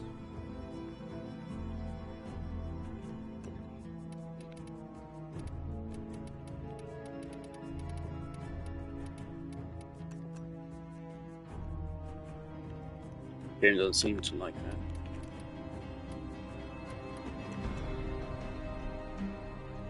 Alright, I'm gonna leave it. Yeah, that's why. Yeah, it's blocked off by trees. That's unfortunate. Well, at least Arthur's placed perfectly. Oh, that's a Grendel novel. Right there you go. There's proof that he's my favourite. Yeah, I should move that.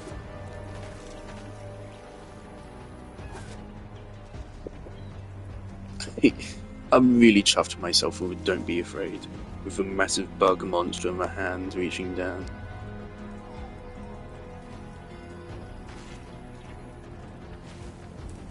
Alright, so I'm going to end stream here, and I'm going to come back online for just a moment, just so I can message to you and tell you that I found this place on stream, and you should go check.